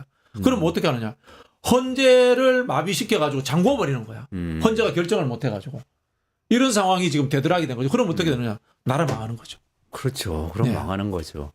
근데 말씀을 듣고 보니까 그래도 어쨌든 여론조사에서도 그리고 길거리 시위에서도 극우 진영은 좀 이완되고 있는 거는 분명한 것 같네요. 분명합니다. 그러니까 분명한 정도가 아니라 네. 거의 이제 흩어지고 있죠. 왜냐하면 일단 뭐 윤석열 마지막으로 이제 기대를 걸고 그나 정말 기각이 되는 건가 이런 일말의 기대가 있을 뿐이지 이재명 대표의 무죄가 나온 거 지금 12월 4일부터 국민의힘 전략은 3월 26일 날 이재명 대표가 유죄를 나온다는 거를 전제로 한 전략이었기 때문에 사실 여기서 무죄가 나와 버려서 그 며칠 사이간에는 굉장한 좀 혼선을 겪은 거 아닙니까 국민의힘의 어떤 대응 자체가. 네네네. 그러니까 지금은 사실 뭐 사실 아무런 전략도 사실 없어졌죠. 네. 그러니까 조회수는 거짓말을 하지 않잖아요. 네. 그리고 실제 돈도 거짓말을 하지 않습니다. 네. 돈이라고 하면 이제 후원금일 텐데 네. 이제 그게 실제 꽂히려면 현장에서든 온라인에서든 사람이 작용을 하게 되어 있습니다. 근데 제가 뭐 매주 이제 거의 매주 나가 보는데 보면 딱 봐도 전광훈 주최 측 집회는 지역을 구분해서 그 편의점 의자가 다 깔려요. 근데 빈자리가 듬성듬성 많아지기 시작한 게 이번 주부터 시작됐다고 보는 게 네. 정확한 것 같아요. 지난주는 그렇지 않았던 것 같은데 이재명 대표 무죄 이후에 정말 눈에 띄게 늘어났습니다. 동십자가 앞에 집회도 제가 지난주에 이재명 대표 무죄 이후에 퇴근하면서 지나가서 봤는데 3분의 1도 안 차요 이제. 그러니까 말하자면 굉장히 중요한 분기점을 하나 넘어갔다 심리적으로는 이렇게 생각해요. 많은 분들이 이제 어쨌든 지금은 국면이 큰 틀에서 보면 이런 거네. 처음에 계엄이 선포됐고 그 내란이 시작됐고 그 다음에 탄핵이 부결됐다가 가결되고 체포에 실패했다가 체포되고 이러면서 분위기가 쫙 고조되다가 구속 취소되면서 역전되는 것 같아서 근데 이게 극으로 결집했다가 다시 이게 또 그냥 지금 좋은 상황이냐 뒤집어지고 좋은 있다. 상황만은 아닌 겁니다. 한국 사회의 객관성이 포장되었던 진실로 객관적이든 그 바탕은 시민사회 영역이 없어졌다는 이야기기도 해요. 그렇죠. 다 민주당이 된 거야. 맞아요. 다 민주당이 된 건데 정말 이게 과연 좋은 현상인가라는 건 저 민주당 소속이지만은 네. 한번 되돌아봐야 되는 거고 그리고 정당이 갖고 있는 리더십이 그럼 과거보다 더 훌륭해졌느냐 정당의 엘리트들이 과거보다 더 주도할 만큼의 실력을 가졌느냐 이것도 한번 성찰해봐야 됩니다.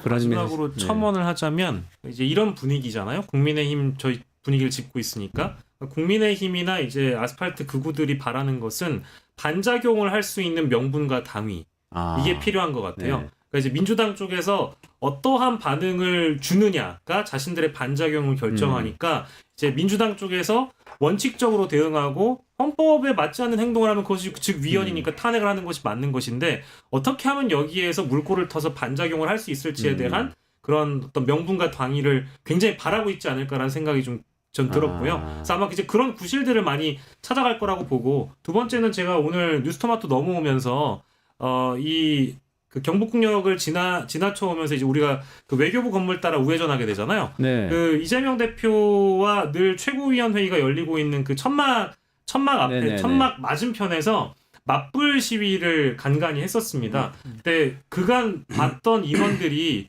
동일한 날짜, 동일한 시각은 꼭 아니었겠지만 제가 지나갈 때마다 제가 여기 매일 오잖아요. 네.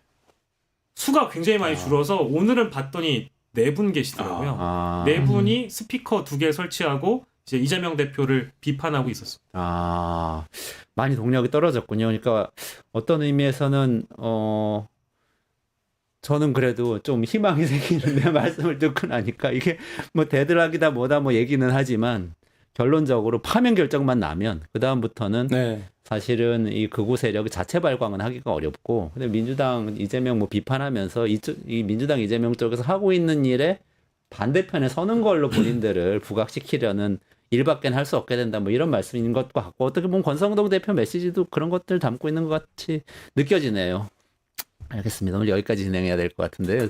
여러분 조금만 기다리시면 끝내주는 경제에서 윤석열의 비용 이정환 슬로우 뉴스 대표가 나와서 정리해 드릴 테니까 끝까지 들어주시고요. 오늘 끝장 뉴스 같이 해주신 박진영 평론가님, 김한 기자님 그리고 박영식 에디터님 고맙습니다. 수고하셨습니다. 감사합니다.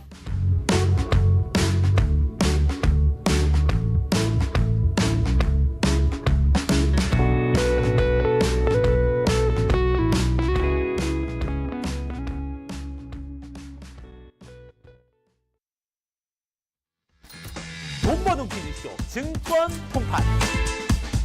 너도 받고 나도 받는 친구 초대 무제한 적립 이벤트. 초대 횟수 무제한, 보상도 무제한. 한 문제만 풀면 친구도 코인, 나도 코인. 우승 상금에 친구 초대 보상까지. 매일 낮 12시 증권 통팟에서 만나요.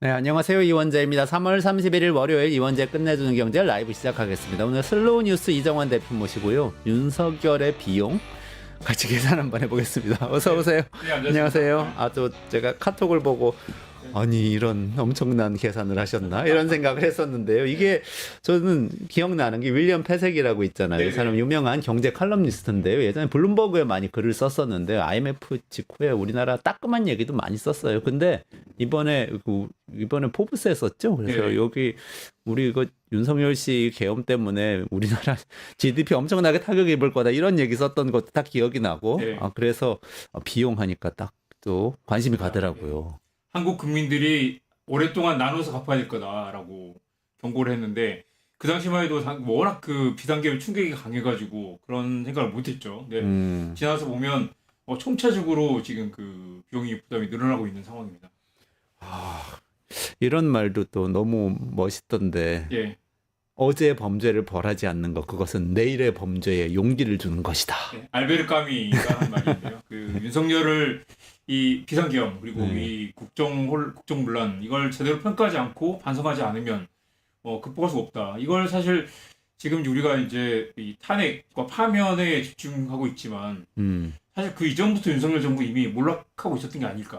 문제는 파탄이었고 당시 명태균 게이트는 거의 폭발 직전이었고 검찰이 그걸 지금 흔드느냐 마느냐 상황이었고 사실 집권 2년 반 만에 거의 그냥 레임덕 상황에 몰려 있었죠. 경제도 엉망이었습니다. 그런데 그걸 결코 잊어서는 안 된다라는 생각을 하고 있습니다. 저는 예전에 이거 딱 말씀 들으니까 MB의 비용이라는 책이 있었어요. 맞습니다. 이명박 대통령 그 직후에 나왔던 책인데 유정일 교수님 등이 그 프레시한 칼럼 모아가지고 쓴 그 책이었는데 책 제목이 MB의 비용이었습니다. 그것도 이제 이명박 대통령 재임 당시 했던 여러 가지 실정이 우리 경제에 미친 악영향을 돈으로 계산해가지고 낸 거죠. 네네. 그 대충 그거하고 볼까요? 비슷한 말씀이세요? 네네 맞습니다. 그거 한번 좀 제가 정리해 이제 다시 주십시오. 그 책도 살펴보고 봤더니 이 당시 자원외교 한다고 해가지고 그 에너지 공기업 3사의 부채가 한 42조 원 정도 늘었습니다. 지금 그래프만 보여주실 텐데요. 4대강 사업이 원래 이제 예산은 22조 원이었는데 부대 비용이나 여러 이 추가 비용을 감안하면 84조 원으로 집계가 됐고요. 세금 감면이 이제 63조 원인데 다 합치면 189조 원 정도입니다. 이 5년 동안 189조 원인데 이 대략 계산해 보니 윤석열 정부 이미 2년 반 만에 이거 훨씬 뛰어넘는 그 비용과 부담을 끼치고 있는 상황입니다. 아, 이게 지금 세금 감면 요거는 윤석열 정부에 굉장히 많이 해당될 것 같고 네네. 다른 사업은 이제 조금 다른 것들을 그렇죠. 좀 뭐 적용을 4대강처럼 해봐야 그 되겠네요. 큰 삽질을 하지 않았는데 사실 이제 비상겸의 그 경제적 충격이라든가 그리고 사실 이제 더 뒤에 보겠지만 더 이제 충격적이었던 건 사실 코로나 팬데믹 이후에 그 정부가 지출을 해서 경제를 살려야 될 때 정부가 감세에다가 그 세수는 펑크되고 재정 지출 줄이면서 사실 경제가 교과서에도 나오지 않는 그런 이상한 그 이 정책을 펼쳐가지고 한국 경제를 빈사 상태에 내몬. 사실 그거는 이제 정확하게 또 이 윤석열 비용으로 산정하기 쉽지 않은데 우리 잃어버린 비용이건 아니면 정책 실패인데 그 비용은 따로 또 감안을 해야 될 것이고요. 네네네. 아무튼 MB는 자원 외교를 뭐 한다고 해가지고 당시 뭐 캐나다 하베스트 에너지를 인수했는데 4조 5천억을 쓰고 3조 7천억 손실을 낸다든가 이 광물자원공사도 해외 뭐 투자를 많이 했는데 이 회수한 자금은 뭐 얼마 안 됐고요. 그래서 이제 이 에너지 공기업 부채가 크게 늘어나서 그런 것을 다 더하면 189조 원이다라는 이제 지표가 나왔는데 이 윤석열 비용을 한번 계산해 볼까요? 그러시죠. 네. 당장 이제 일단 GDP가 크게 뭐 하락을 했는데 이게 뭐 여러 가지 요인이 또 있습니다. 뭐 이 트럼프도 영향도 있고 또 당장 이제 비상기업 효과도 있고요. 그리고 한국 경제 전반에 이제 그 윤석열 2년을 거치면서 경쟁력이 많이 줄어든 그 효과도 있을 텐데 앞서 보면 이명박 때는 그 5년 동안 평균 3.3%였어요. 성장률이. 연평균 3.3이었으니까 나쁘지 않았습니다. 당시 또 2008년 글로벌 금융위기가 있었지만 전체적으로 성장률이 좋았기 때문에 사실 감세를 통한 뭔가 이렇게 경제를 살리기가 어느 정도 그게 효과가 좀 희석된 측면도 있었습니다. 근데 윤석열 정부는 지금 굉장히 안 좋은 그 글로벌 경제 상황에 또 정부 지출 줄이면서 이렇게 굉장히 충격을 키웠는데요. 2022년에 2.6, 그다음에 2023년에 1.4, 작년에 GDP 성장률이죠. 2.0을 기록했는데 올해는 그러니까 한국은행이 1.5로 낮춰 잡았고요. KDI도 1.5입니다. 한국 정부는 아직 그 1.8로 잡고 있는데 이걸 그만큼 긍정적으로 본다는 의미가 아니라 아예 이 성장률 전망조차도 재조정을 하지 않고 있는 그런 굉장히 무책임한 상황입니다. 그리고 이 최근에 보면 뭐 그 글로벌 이 리서치 기관들은 0%대 성장률을 전망하는 것도 있고요. 그래서 굉장히 지금 좋지 않습니다. 지난해 한국 GDP가 한 2,500조 원 정도 되니까 1%만 빠져도 25조 원이 그 GDP가 날아간다는 이야기죠. 경제 성장률, 수출 증가율, 민간 소비 증가율 모두 1%를 찍고 있고요. 피크 코리아를 이미 지난 거 아니냐라는 우리도 나오고 있습니다. 건설 투자는 지난해 8월부터 6개월 연속 마이너스고요.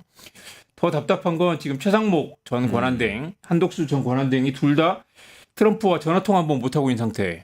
내일 모레 지금 관세 전쟁이 바로 이제 임박해 있는데 제대로 된 대책은커녕 미국과 어떤 형태의 조율도 못 하고 있는 상태죠. GDP 그림 한번 다시 한번 보여주시면 GDP가 1%대를 기록한 게 역사적으로 4번인데 네네. IMF 빨간색으로 표시돼 있죠. IMF 1997년 저 때죠. 네네. 네. 그리고 글로벌 마이너스. 금융위기 이때는 마이너스 아니었지만 이때도 거의 0% 가까운 그렇죠. 수치고. 또 코로나 팬데믹 때 크게 또 이제 마이너스를 한번 겪었고요. 그리고 1%대를 기록한 게 네 번째 윤석열. 그러니까 IMF, 글로벌 금융위기, 코로나 위기, 그리고 윤석열 위기. 그러니까 윤석열 자체가 위기였다라고 볼 수도 정말 있겠습니다. 힘들다. 그리고 미국보다 성장률이 낮은 게 또 한국 경제 처음이고요. 또 아마 장기 성장률 그림 한번 있는지 모르겠는데요. 그거 보시면 이 그림이 재밌습니다. 이게 이 전후 11년을 계산해서 이 서울대 김세직 교수님이 그 계산하셨던데요. 이제 만약에 2025년이면 앞으로 5년, 뒤로 5년 해서 그 11년 동안 평균을 낸 그 성장률입니다. 장기 성장률이라고 하는데요. 그러니까 이대로 가면 2020년에 2.22를 기록했고요. 2029년이 되면 0%가 될 거라는 거죠. 이게 추세적으로 낮아지고 있지만 지금 이제 지난 2019년, 2020년이 굉장히 그때는 상대적으로 좀 좋았고 윤석열 정부에서 이걸 어떤 이 전환을 만들지 못하면 계기를 만들지 못하면 이 흐름으로 계속 갈 텐데 중요한 3년을 우리가 윤석열과 지내면서 윤석열 자체가 위기로 되는 그런 상황을 맞았다. 굉장히 중요한 시기인 거는 분명하네요. 그러니까 우리 네. 어쨌든 간에 우리가 이 개발도상국 시절에 고속 성장하다가 네. 차차차 성장률이 낮아지면서 선진국으로 진입하고 있던 건 맞잖아요. 네. 그런데 어느 정도껏 이렇게 안정화 시켜가면서 소프트 랜딩을 해야 되는데 네. 그대로 쭉 떨어지면 이제 완전히 마이너스 성장 국가가 되는 거죠. 그렇습니다. 뭐 그렇게 되지 않도록 막아야 네. 되는 시기가 바로 딱 윤석열 대통령 그렇습니다. 시기였는데 그러지 MB는 못했다. 뭐 4대 강이나 뭐 비즈니스 프렌들리 뭐 그런 걸 내세우기도 했고 나름 또 박근혜 대통령은 뭐 기초연금도 도입하고 나름 또 이 무슨 새마을운동 같은 복지 정부주도 이렇게 뭐 성장 정책을 펼치기도 했죠. 그리고 문재인 대통령은 소득주도 성장이라는 그 새로운 또 이렇게 그 정책을 내걸었고요. 윤석열 정부는 사실 눈에 띄는 게 없습니다. 없는데도 그러니까 까먹인 거 많죠. 하나씩 살펴보면 네. 일단 이렇게 저도 이번에 취재를 하면서 이렇게 비용이 많이 들었는지 몰랐는데 대통령실 이전 비용 예산이 네. 당시 인수위 시절에 496억 원이라고 그랬어요. 네. 근데 관저공사 비용이 늘어나면서 21억 원 늘어나서 이제 다 하면 517억 원이다라고 주장을 했습니다. 네. 위에 빨간색 부분이 이제 대통령실에 주장하는 비용이고 문제는 이사 비용뿐만 아니라 아래쪽에 있는 이제 대통령실 주변 정비, 국방부 재배치 대통령이 국방부로 들어가면서 연쇄적으로 이동을 했죠. 또 관저도 또 옮기면서 여기저기 이동을 하고 그것까지 계산을 해야 되는 거네요. 당연히 이동을 해야죠. 안 들어갈 비용인데 그게 사실 또 적은 비용은 아니죠. 완전히 그 설비를 다 뜯어 고치고 보안이나 뭐 그 다 설치 다시 해야 되기 때문에 그건 쏙 빼놓고 공사 비용만 가지고 자꾸 얘기를 했잖아요. 그렇죠. 그래서 이걸 다 더하면 그 중간에 보면 이제 수도방위 사령부 이전하는데 거의 3천억 가까이 들었고요. 또 용산 그 잔류기지 대체부지 마련하는데 또 3천억. 그다음에 군 경비 경호 방공부대 이전 비용이 또 2천억 해서 다 해서 1조 원이 이미 넘습니다. 그것만. 1조 원 이상이다. 네네. 대통령실 이전 비용이. 이전 비용만.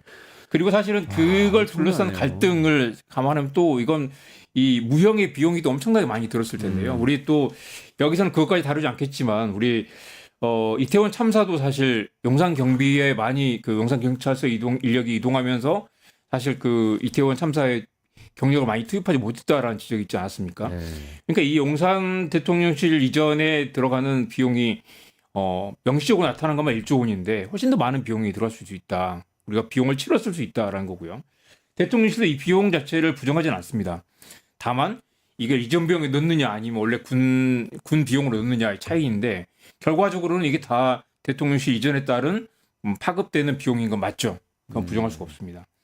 이 전체 금액이 막 수백조 원이라서 1조 원은 별로 큰 거 같지 않은 느낌이지만 1조 원도 사실 생각해보면 엄청난 비용 아니겠습니까?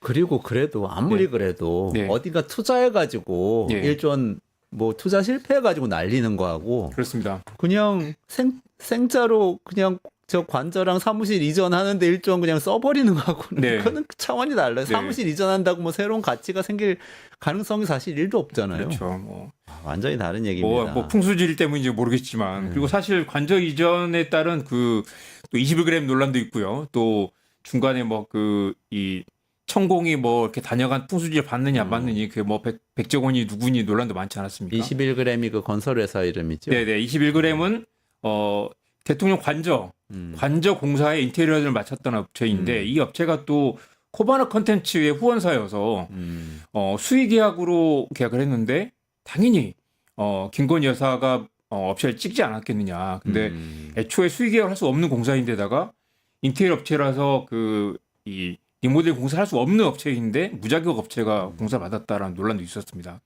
사실 그런 것들이 단지 돈 문제뿐만 아니라 그런 이제 사회적 비용, 갈등 비용, 그다음에 기본적 원칙이 무너지는 것에 대한 이 무형의 비용이 굉장히 컸을 것이다라는 그렇죠. 얘기가 나오고요. 부산 엑스포는 그래도 뭐 네. 크게 해보겠다고 뭐 얘기를 했었는데 그렇습니다. 이것도 그러니까 그러니까 뭐 전혀 홍보 비용이나 뭐 네. 엑스포 유치가 실패했지만 실패한 과정에서 들어간 비용도 꽤 크다. 2022년에 2,500억 정도 되고요. 2023년에 3,200억 정도 예산을 편성했습니다. 부산 엑스포 유치하는데 예, 예. 그것도 꽤 크네요. 예, 그러니까 5천억 뭐- 원이 일단 네. 명시적으로 드러난 예산이잖아요. 네네. 그리고 부산시가 330억을 또 따로 별도로 잡았고요. 대한상공회의소가 또 기업들에게 또 300억 정도를 또 특별 회비로 받아서 책정을 했습니다. 이 비용이 다 그냥 뭐 결과적으로 실패했기 때문에 다 날아간 거고요. 뭐 경제 효과가 61조 원이라고 했지만 당연히 무산됐으니까 뭐 당연히 사라졌고요. 그리고 우리가 그때 막 그 유력하게 거의 뭐 따라잡았다고 했지만 26표밖에 못 받지 않았습니까? 네. 그 과정에 겪는 외교적 영향력, 그다음에 뭐 도시 브랜드 가치 약화, 그다음에 대외 신인도 손상 같은 것들은 이 무형의 비용이라서 또 잡히진 않지만 그것도 비용이 꽤 됐을 거고요. 또 잼버리도 정말 그 다들 끔찍한 기억으로 남아 있죠. 잼버리. 예, 새만금 잼버리. 예. 예, 공식 예산이 한 1,200억 가까이 되고요. 후속 비용이 또 200억, 한 1,400억 정도 들었고, 이것도 역시 뭐 6조 원 이상의 지역 생산 유발 효과, 그다음에 뭐 새만금 공항의 지역 인프라 같은 것들은 또 따로 추가로 비용이 잡혀 있는데, 뭐 완전히 다 무산됐고요. 국가 브랜드 가치도 뭐 1,500억 이상이라고 했는데, 브랜드 가치 상승은커녕 엄청난 그 국가 브랜드가 훼손된 사건이었죠. 이미지 실추 또 간접적인 손실이 훨씬 더 컸을 텐데 아무튼 드러난 비용만으로도 몇천억 정도. 그리고 이게 문재인 정부에서 기획한 사업이라고 떠넘기긴 했지만 다들 지켜봐 아시겠지만 운영이 실패, 여가부와 행정안전부의 그 혼선 등등이 훨씬 더 그 손실을 키운 그런 사고였습니다. 저는 잼버리 생각하면 이런 생각도 들어요. 그러니까 청소년들이 오는 행사잖아요. 네. 근데 예를 들어서 미국이나 유럽의 청소년들이, 선진국의 청소년들이 이렇게 생각할 이런 정서가 최근 한 10년 동안 많이 이 확산이 됐는데 한국이란 나라는 네. 엄청 잘 나가는 나라다. 네. 새로운 스마트폰 이런 거 잘 만들고 네. 뭐 멋진 가수들이 BTS 뭐 이런 가수들이 나와서 너무 멋진 공연을 하고 너무 잘 나가는 회사고 오 기업들도 성장 많이 한다니까 한번 가보고 싶어요 막 이랬는데 왔더니 땡볕에서 막 엄청 고생하고 네. 땀 흘리다가 아유 고생했지만 알았어요 하고 좋은 기억이었어요 하고 갔는데 그 다음에 계엄을 선포했어 그 나라에서. 그렇죠. 그럼 어떻게 보일까 우리나라? 네. 우리 국가 브랜드의 미래에 엄청난 타격을 주지 않았을까 그렇습니다. 이런 생각이 들어요. 그게 사실은 이제 그 무형의 비용까지 합치면 정말 사실 지금 오늘 말씀드리는 것들은 사실 뭐 그 이 몇억 단위, 솔직히 뭐 몇백조 원 단위로 큰 돈이긴 하지만 그 이상의 그 한국의 그 브랜드 신뢰도의 상실은 훨씬 더 큰 비용일 것 같습니다. 고구마 깎아님, 김일웅님아 감사합니다. 자세히 보고 계시네요. 기회비용도 당연히 감안해야죠. 지금 말씀드리는 것보다 훨씬 네. 클 수 있고 네. 그렇습니다. 실제로 재정에서 문제가 생긴 부분도 있잖아요. 그렇죠. 그러니까 이게 이제 3년 동안 이 재정 수지가 통합 재정 수지, 관리 재정 수지가 있는데 관리 재정 수지, 통합 재정 수지는 이제 지출 수입에서 지출을 뺀 거고요. 관리 재정 수지는 이제 거기에다가 국민연금과 고용보험 등 이제 그 보장성 기금까지 뺀 수치입니다. 둘 다 각각 보면 통합 재정 수지는 130조 원 마이너스고요. 관리 재정 수지는 285조 원 마이너스인데 이게 그러니까 받는 것 봐서도 많이 썼다는 얘기가 아니라 쓰는 건 그대로인데 받는 걸 덜 받았다는 거죠.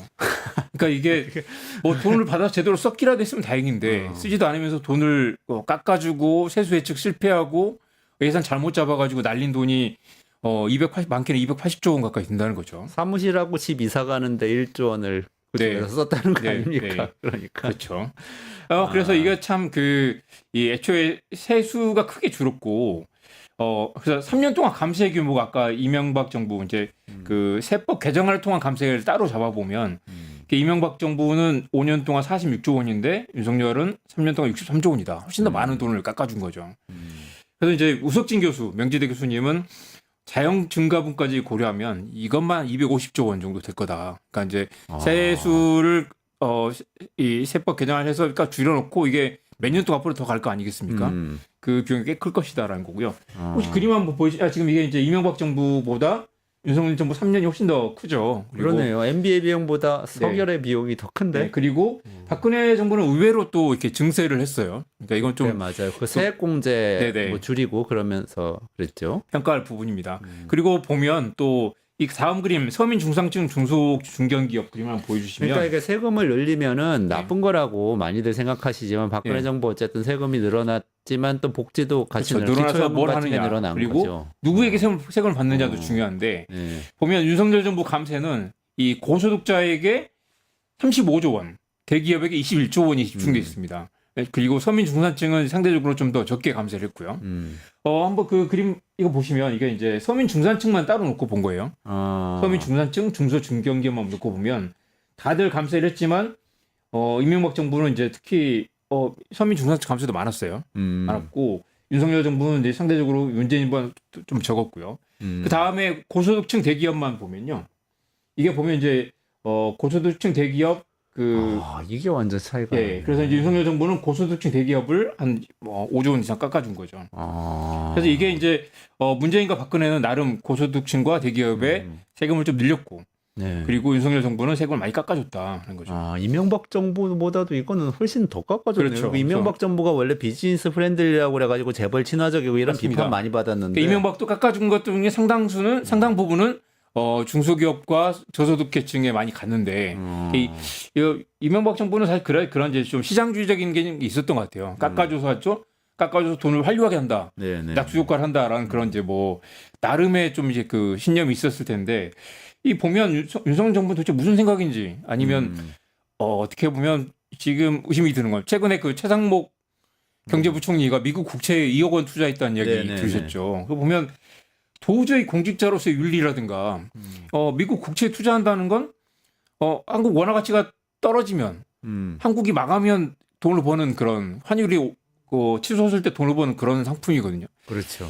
물론 그게 불법은 아닙니다. 그렇지만 다른 사람도 아니고 예를 들면 한국은행 총재나 기획재정부 장관은 절대 해서는 안 되는 그런 투자 그리고 스스로도 이율 배반적인 이해 충돌인 그런 투자인 거잖아요. 그런 사람들이 이 정권을 쥐고 있었던 게 아닌가. 그리고 이런 감세라든가 이런 재정 지출 정책의 모든 목표가 우리 패거리들의 이익을 늘리는 방향으로 설계되어 있지 않았는가라는 의심을 할 수밖에 없는 그런 그림입니다. 아, 그렇군요. 그래서 근데 또 예. 학자로서 네. 저는 뭐 네. 이제 증세를 통해서 복지를 늘리는 게 더 네. 경제에 좋다고 생각하는 입장이긴 하지만 또 어떤 한편에서는 세금을 깎아주면은 그 돈을 사람들이 많이 소비하고 하면은 경제가 더 잘 돌아가는 거 아니냐. 네, 네. 감세도 경제 성장에 효과가 있다. 이런 생각하실 수 있어요? 그렇습니다. 네, 그런 효과는 없었나요? 실제로 이게 이제 낙수 효과가 있었는가 뭐 그런 걸 분석을 해봐야 할 텐데 실제로 최근 상황은 그 IMF 그 코로나 팬데믹 이후에 경제가 매우 침체돼 있는 상황이어서 다들 그 투자를 줄이고 있는 상황 아니었겠습니까? 그래서 가계 기업 정부가 3주체가 가계와 기업의 투자할 여력이 없으면 정부가 사실은 적자 재정 감소하고라도 재정 지출 늘려서 경제를 키워야 될 텐데 그때 윤석열 정부는 틀어지고 있었던 거죠. 그래서 그 세수 손실이 83조 4조 원 정도 되는데 이게 차기 정부에 한 100조 원 정도 부담을 줄 거다라는 얘기도 나오고요. 정부가 진짜 고생하겠네. 예, 이게 차기 정부가 아마 당장 올해 출범하게 될 가능성이 매우 높다고 보면요. 이게 만약 2년 더 가면 진짜 감당할 수 없는 형태로 망가질 텐데 의외로 박근혜 정부는 돈을 많이 남겨서 문재인 정부 22조 원을 현금으로 넘겨줬습니다. 그리고 문재인 정부는 또 윤석열 정부에 한 7조 원을 넘겨줬고요. 코로나가 있었는데도 네네. 또 그래도 나름 많이 또 남겨줬네. 그 기억하시겠지만 문재인 정부는 세수 예측을 잘못해가지고 더 많이 들어왔어요. 맞아요. 그래가지고 막 남아가지고 비판 많이 그것도 받았죠. 문제라는 이야기 있었지만 아무튼 뭐 결과적으로 많이 들어와서 세수가 풍성해졌죠. 근데 윤석열 정부는 이걸 100조 원을 빚을 안고 시작해야 되면 아마 다음 정부는 굉장히 힘들 상황이고요. 그러니까 윤석열과 이명박을 비교하면 이명박은 사실 감세를 하면서도 또 지출을 늘렸어요. 돈을 쓰고 싶어서 대통령이 된 거죠. 뭐 공사도 많이 하고 뭐 이렇게 토건 국가를 만들고 싶은 그렇죠. 뭐 욕망이 4대강 있었죠. 사업하면서 뭐 네네. 강바닥도 파야 되고 네. 뭐 예산 이쪽에 많이 모래를 써야 파가지고 되니까. 이쪽에 갖다가 부으면서 그걸로 이 무슨 5대5 사업처럼 그런 걸 만들어 보겠다는 신념이 있었을 텐데 윤석열은 그런 것도 없었던 것 같습니다. 그래서 감세를 하고 돈을 안 쓰고 쥐고 있고 그러면서 경제를 성장 동력을 꺾었고 이 건전 재정을 이야기하면서 또 펑크를 냈어요. 건전하지도 않았습니다. 이게 지금 이제 막 3년 동안 시작된 이 충격이 어디까지 갈지 알 수 없는 상황인데 말씀하신 대로 아까 그 낙수 효과가 있었느냐 말씀하셨죠. 사람들이 돈을 쓰면은 사실 소비가 늘어나서 사실 네. 자영업자들이 사는 거 아니냐 이런 생각을 할 수도 맞습니다. 있거든요. 물론 뭐 지역 화폐를 나눠주고 이래서 살릴 수도 있지만 세금 맞습니다. 깎아줘도 많이 쓰지 않냐 이런 생각하는 이 거죠. 소매 판매액 지수 그림 한번 보여주시면 저는 이 그림이 너무 가슴이 아프고 저 충격적인데 일단 분기별로는 11분기 동안 계속 마이너스. 그러니까 윤석열 정부 출범 이후 2022년 2분기부터 계속 마이너스고요. 소매 월별로는 판매액 지수가요. 네? 소매 판매액 네, 지수라면 판매액 지수. 그게 그러니까 어떤 내용이죠? 그러니까 그 소비를 얼마나 늘렸는가라는 거 이제 그 전년 같은 달 대비 퍼센트로 나타낸 건데요. 보시면 이게 이제 월별로 나타낸 건데 지금 이게 그 2022년 3월부터 계속해서 세 번 빼고는 계속 마이너스. 아니 어떻게 저렇게 윤석열 정부하고 정확하게 마이너스 맞습니다. 기간이 일치해요. 그럼 초반부에는 뭐 조금 억울할 수도 있는데 네. 그 추세를 보니까 뭐 확실히 계속 마이너스죠. 윤석열 이건 정부 탓이네요. 이거 감당할 수가 없는. 그래서 사실 사람들이 돈을 안 쓰거나 못 쓰고 있다는 거죠. 그래서 돈을 안 쓰면 경제가 계속해서 위축되고 돈을 쓸 수가 없는데 정부가 돈을 틀어지고 있고 그 감세를 했지만 그 돈이 이 경제 환류되지 않고 부자와 대기업에게만 갔다는 거죠. 최근에 또 자영업자 비율이 최초로 20% 밑으로 떨어졌습니다. 19.7을 기록했는데 네. 그만큼 자영업자 경기가 어렵다는 이야기도 되고요. 자영업이 싫어서 떠난 게 아니라 자영업도 못할 상황이 되니까 자영업을 그만두고 쿠팡 택배 알바 같은 걸 하고 있는 거죠. 그렇죠. 배민 그렇게 가고 그 있는 배달 거죠. 같은 거 하고 있고요. 그래서 아유, 고생하는 분들 너무 많으세요 네. 요새. 자영업 대출도 사상 최대 1,070조 원까지 늘었고요. 네네네. 자살률이 또 13년 만에 최고 기록을 깼습니다. 28.3%까지 치솟았습니다. 이게 그러니까 이명박 정부 때 기록을 지금 또 갈아치우고 있는 상황입니다. 자살률이. 자살률 좀 한번 한동안 보여주세요. 떨어지고 있었는데. 네, 떨어졌습니다. 많이 떨어졌고 이게 자살률 떨어진 게 또 박근혜 정부 때 뭐 이제 그 복지를 강화하면서 떨어졌다고 했는데 보시면 지금 이제 3년 연속 올랐잖아요. 이게 딱 윤석열 정부와 또 맞물리는 그런 구조입니다. 사실은 그 자살률은 그 노인 자살이 우리나라에 굉장히 많아서 네네. 네. 그 자살자 중에서 차지하는 비중이 높거든요. 그래서 네네. 사실 박근혜 정부 때 많이 기초연금 줄었죠. 네. 도입하고 또 문재인 정부 때 여러 가지 복지제도 확충하면서 많이 줄어드는 추세라고 알았는데 지금 보니까 이게 또 어떻게 이렇게 예. 정확하게 윤석열 정부 때 이렇게 반전이 되나요? 참 이게 보시면 그 뭐 안타깝네. 정확하게 앞서 여러 통계들로 입증이 되지만 내수가 줄고 자영업자 위기가 오고 그다음에 복지가 축소되고 하는 과정의 일련의 흐름이 이제 이렇게 자살률이라는 통계로 마지막에 또 나타난 게 될 수도 있고요. 자영업자 통계 한번 다시 보여주시면 그 우리가 자영업자가 전체 근로자 노동 경제활동 인구 간의 3분의 1이라고 그래서 네. 너무 많다는 얘기도 했는데 지금 이제 꾸준히 줄어들고 있습니다. 이건 줄어드는 건 맞다라고도 하지만 사실은 이 최근에 줄어든 양상은 힘들어서 자영업조차도 그렇죠. 못하는 네. 상황. 그리고 뭐 100만 원 미만 자영업자들이 뭐 80 몇 %라는 얘기도 나오고요. 그 굉장히 그 자영업도 붕괴하고 있다. 이 상황이 정말 한국 경제 전반에 지금 이제 그 이 침체와 절망의 상황으로 가고 있고요. 그리고 제가 보니까 네. 고용을 하고 있는 자영업자분들이 줄어들고 있어요. 네. 혼자서나 아니면 부부가 같이 그리고 하는 분들은 뭐 유지되거나 무급 계속되는데 가족 종사자 뭐 그런 것도 무급 있죠. 가족 종사자라는 용어로 쓰죠. 네. 그건 유지되는데 고용할 정도의 여유가 이제 안 되시는 네. 거예요. 있는 사람도 내보내고 그냥 우리 둘이 합시다 하면서 물가는 어렵게 오르는데 살아가시는 이렇게 거예요. 그 자영업의 위기를 사실 남의 일처럼 봐서는 안 되는 게 이분들이 결국 또 소비를 못 하게 되고 계속 더 극도의 빈곤층으로 내몰리게 되면 이분들을 배제하고 갈 수는 없는 거죠, 경제라는 게. 근데 윤석열 정부 이런 데 대한 전혀 어떤 고민이 없었던 것 같습니다. 근데 또 이렇게 감세를 하다 보니까 아까는 재정 적자 많이 났다고 말씀을 하시긴 했는데 예. 그래도 막 예산을 많이 깎지 않았어요. 그렇습니다. R&D 예산 관련해서도 네. 많은 네. 논란이 있었죠. 보면 그 R&D 예산 깎은 것과 뒤에 보시겠지만 또 우크라이나 무기 지원은 딱 3조 4천억 정도인데 그게 또 교묘하게 맞아가지고 미국 눈치 봐서 그 우크라이나에 포탄 보내는 비용을 R&D 깎아서 했는 게 아니냐라는 이야기도 있었습니다. R&D 예산을 3조 4천억을 깎은 건가요? 네. 그래서 이제 뭐 그 해서 이 16조 원, 16% 정도를 삭감했다가 다시 네. 복원을 했죠. 그래서 이제 R&D 예산은 단순히 이제 복원했지만 이게 단순히 1년 늦게 가는 문제가 아니라 이것도 결국 그 이 후폭풍이 얼마나 될까? 이 경쟁력 악화, 그다음에 미래 성장 동력 상실이 우려되는 상황이고요. 저는 그런 얘기도 많이 들었습니다. 그 이 슈퍼컴퓨터를 이용해서 그 연구 개발하는데, 그다음에 뭐 포항 입자 가속기 등등등을 예산이 줄어드니까 멈춰야 된다는 거예요. 돈이 없으니까, 전기세가 아까우니까요. 그 상황에 이 비용이 없어가지고 컴퓨터를 셧다운했다가 나중에 다시 틀어야 된다는 거예요. 연구를 돈이 없어 연구를 못하는 상황들. 그리고 수많은 당시 박사 과정들이 이 대학에서 쫓겨나는 상황도 많이 보시지 않았습니까? 네. 이게 1년 지나서 다시 복원했다고 해결된 문제는 아니고요. 또 이 예산이 줄어드니까 정부에서 중앙정부에서 지방에 내려보내는 지방 교부세를 또 많이 삭감을 했어요. 삭감을 한 것도 이것도 말이 안 되는데 원래 줘야 될 돈을 안 줘버린 거예요. 정부가, 중앙정부가. 네. 지방 정부에서 또 돈을 못 쓰니까 그게 또 다 지방 경제에 또 위축으로 이어졌겠죠.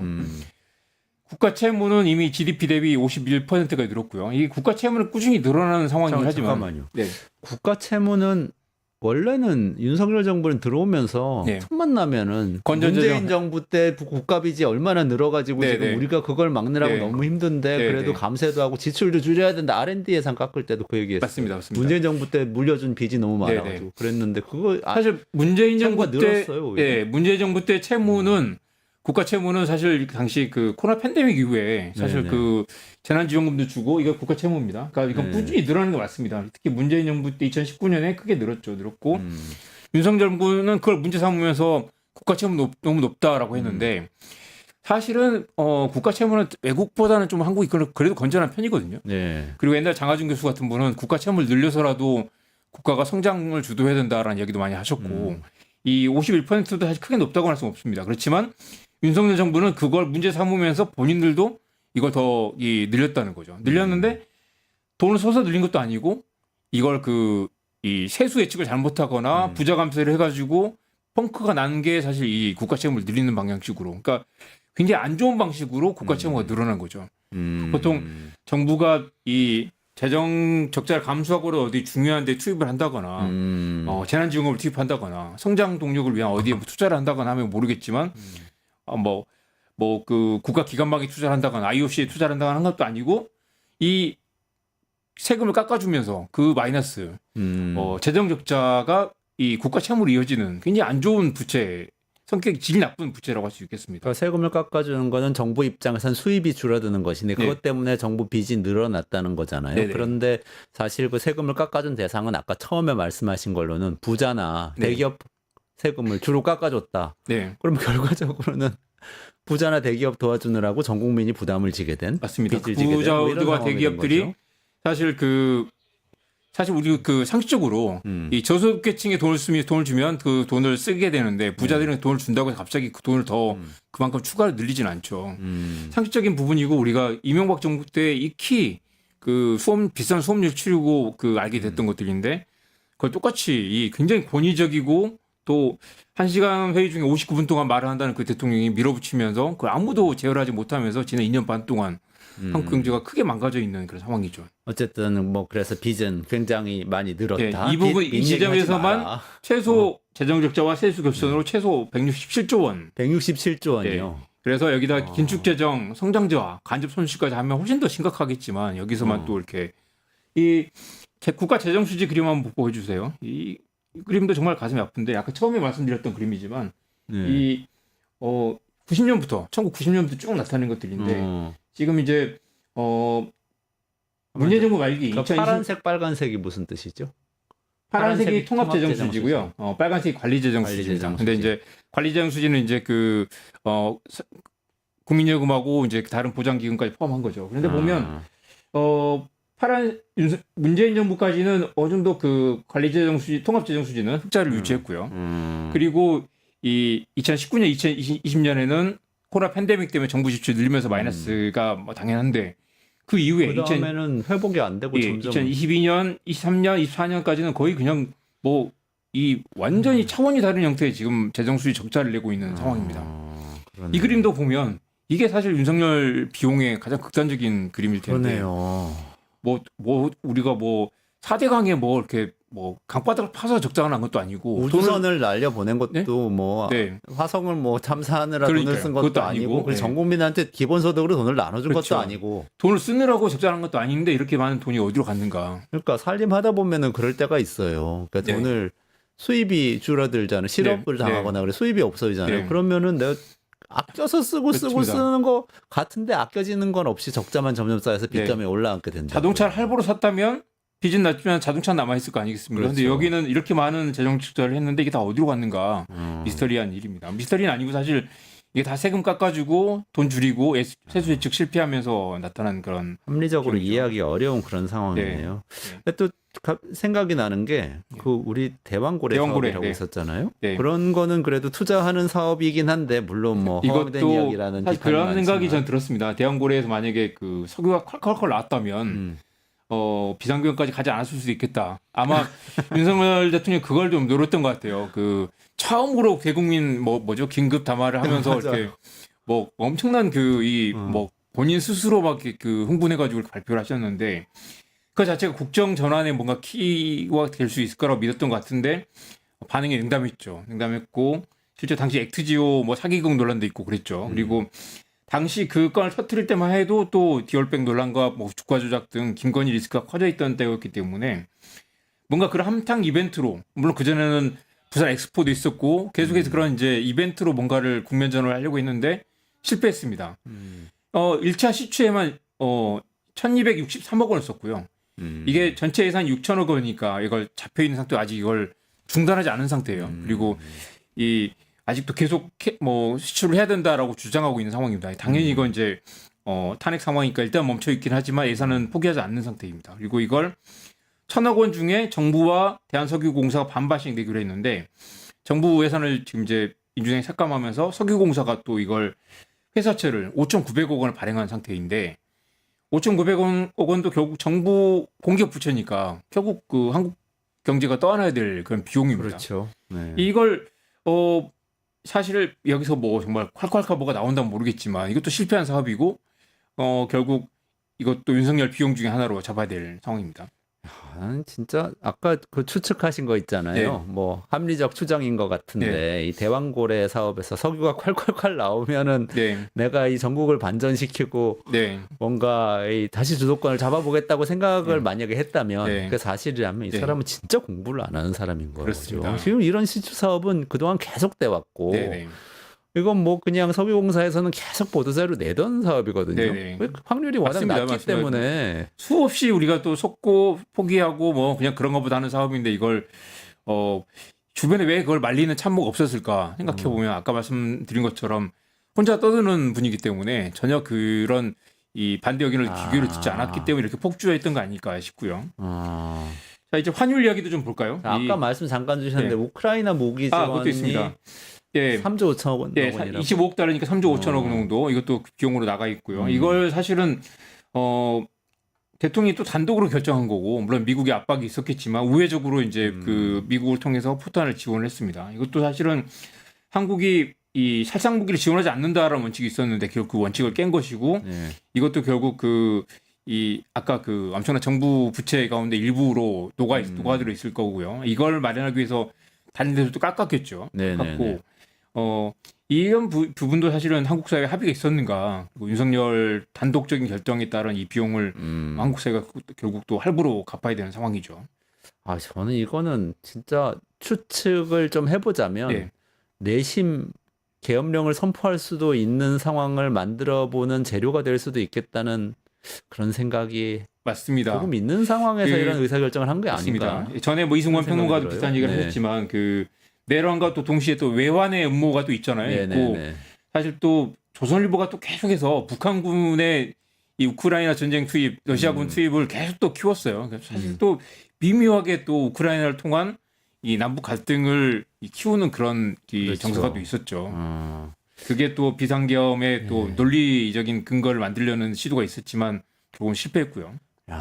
어쨌든 뭐 이렇게 충격적인 일들이 많은데 금융시장 얘기해 주시고 전체적으로 그래서 비용이 얼마라는 것인지 정리해 주면서 오늘 방송 금융시장 짧게 볼까요?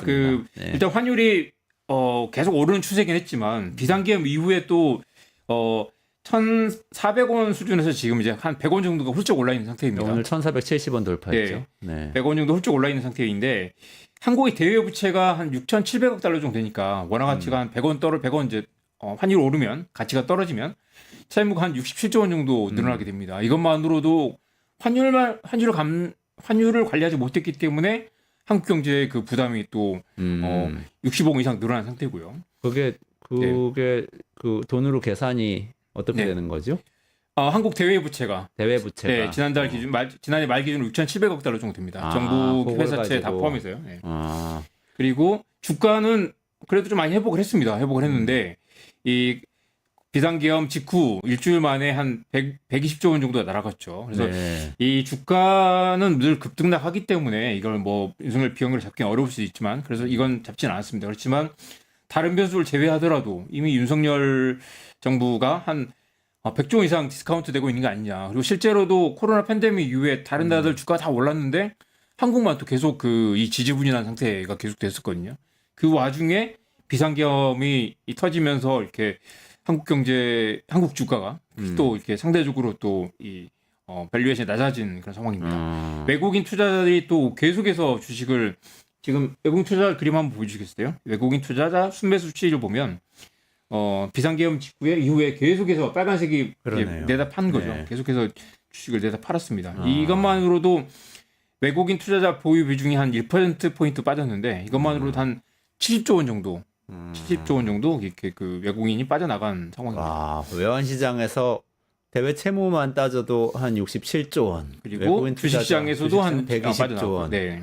외국인 투자자만 따져도 한 70조 원. 네네. 이거 단위가 너무 크다. 네. 뭐 얼마든지 주가야 뭐 급등락을 오르고 오르내리기 때문에 그렇지만 적어도 비상계엄 효과만으로 한 뭐 몇십조 원이 빠졌다. 그리고 사실 이 실패한 뭐죠? 그 밸류 한 코리아 밸류업 프로젝트도 실패했잖아요. 그런 것들도 사실 윤석열 정부의 어떤 이제 주가 부양의 실패라고도 네네. 그런 것도 반영이 됐을 거고요. 마지막 수출도 사실은 이 20개월 만에 수출 그래프 마지막 한번 보십시오. 20개월 만에 다시 이 마이너스 10% 올해 이루어집니다. 보면 그 코로나 팬데믹 이후에 꽤 많이 올랐다가 마이너스였다가 회복하다가 빨간색 다시 부분부터 윤석열 정부인데요. 이 마이너스로. 수출도 매우 좋지 않습니다. 자, 정리를 해보면 네. 몇박에 잡아볼까요? 그래서 전체적으로 얼마입니까? 이게 이명박 MB의 비용이 아까 189조 원이라고. 네, 그렇습니다. 이게 유정일 네, 교수 네, 네. 팀에서 그래서 이제 연구한 거죠.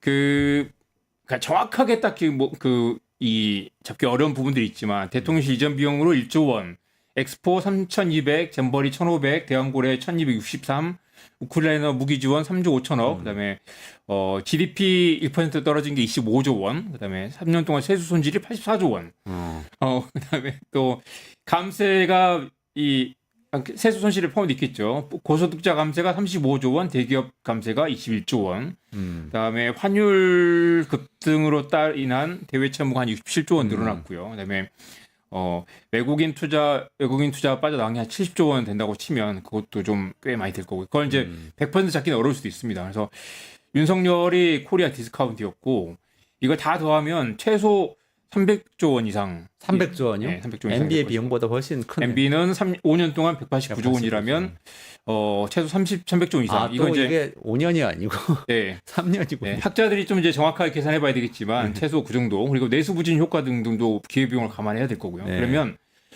지난해 말 기준으로 한국 국민이 5,169만 명인데 네. 나눠 봤더니 1인당 580만 원 정도를 1인당 580만 원씩을 안겨준 거예요. 네, 비용을. 마이너스를 안겨줍니다. 그래서 이걸 사실 뭐 우리가 580만 원이 엄청난 거 반응할 수 있잖아요. 300조 원이면 우리 GDP의 10% 넘습니다. 이 돈을 지금 윤석열 정부가 국민들에게 마이너스를 안겨주고 있는 상황이고요. 지금도 계속 늘어나고 있죠.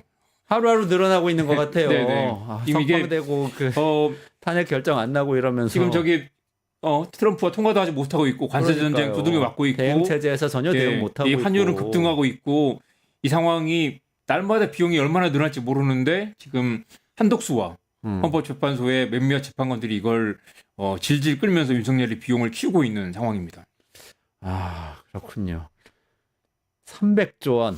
제가 1인당 300조 원을 580만 원. 나름 보수적으로 잡은 상황이고 저는 이제 경제부 기자이기 때문에 굳이 예단하지 않겠습니다. 다만 MB 정부 끝난 뒤에 MB의 비용을 학자들이 모여서 계산했던 것처럼 윤석열 비용을 방법으로. 지금 계산해야 될 때다. 학자들이 모여서 이 기회 비용과 파급 효과, 장기적인 손실까지 계산하면 아마 훨씬 더 늘어날 가능성이 높다고 보고 있습니다. 그 마지막 총 비용 그거는 그래프 없어요? 그래프 일단 그게 너무 안 해석지대가 그렸어요. 많거나 유동적인 부분이 많기 때문에 아직 따로 안 계산하지 나왔구나. 않았습니다. 그거 같이 한번 그려보면 좋겠습니다. 네. 연구자들 계시면은 들으시고 한번 요거 원 그래프를 하나 딱 그려서 보여주면 좋겠습니다. 아, 빨리 회복돼야 될 텐데 걱정입니다. 탄핵이 경제다. 파면이 경제다. 화면이 경제다. 빨리 끝내고 새로운 이 정부가 들어서서 좀 수습을 해나가면 좋겠습니다. 오늘 여기까지 진행해야 될 것 같습니다. 이원재 끝내주는 경제 매일 오후 5시 45분 진행하고요. 끝장 뉴스 5시에 진행하고요. 저는 내일 다시 오후 5시 끝장 뉴스 라이브에서 찾아뵙기로 하고 오늘은 이정환 슬로우 뉴스 대표하고 같이 여기서 인사드리고 물러가도록 하겠습니다. 고맙습니다. 네, 고맙습니다.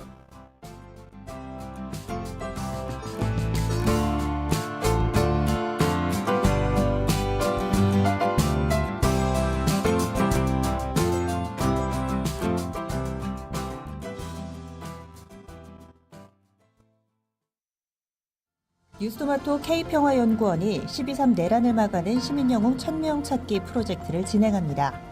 비상계엄 선포 이후 국회, 광화문, 남태령, 한남동 본관, 헌법재판소 등지에서 내란을 막고 탄핵소추를 이뤄낸 시민영웅 1000명을 찾아내 대한민국 민주주의의 역사로 기록하고 시상의 본보기로 삼음으로써 민주주의를 더 널리 확산하기 위한 프로젝트입니다.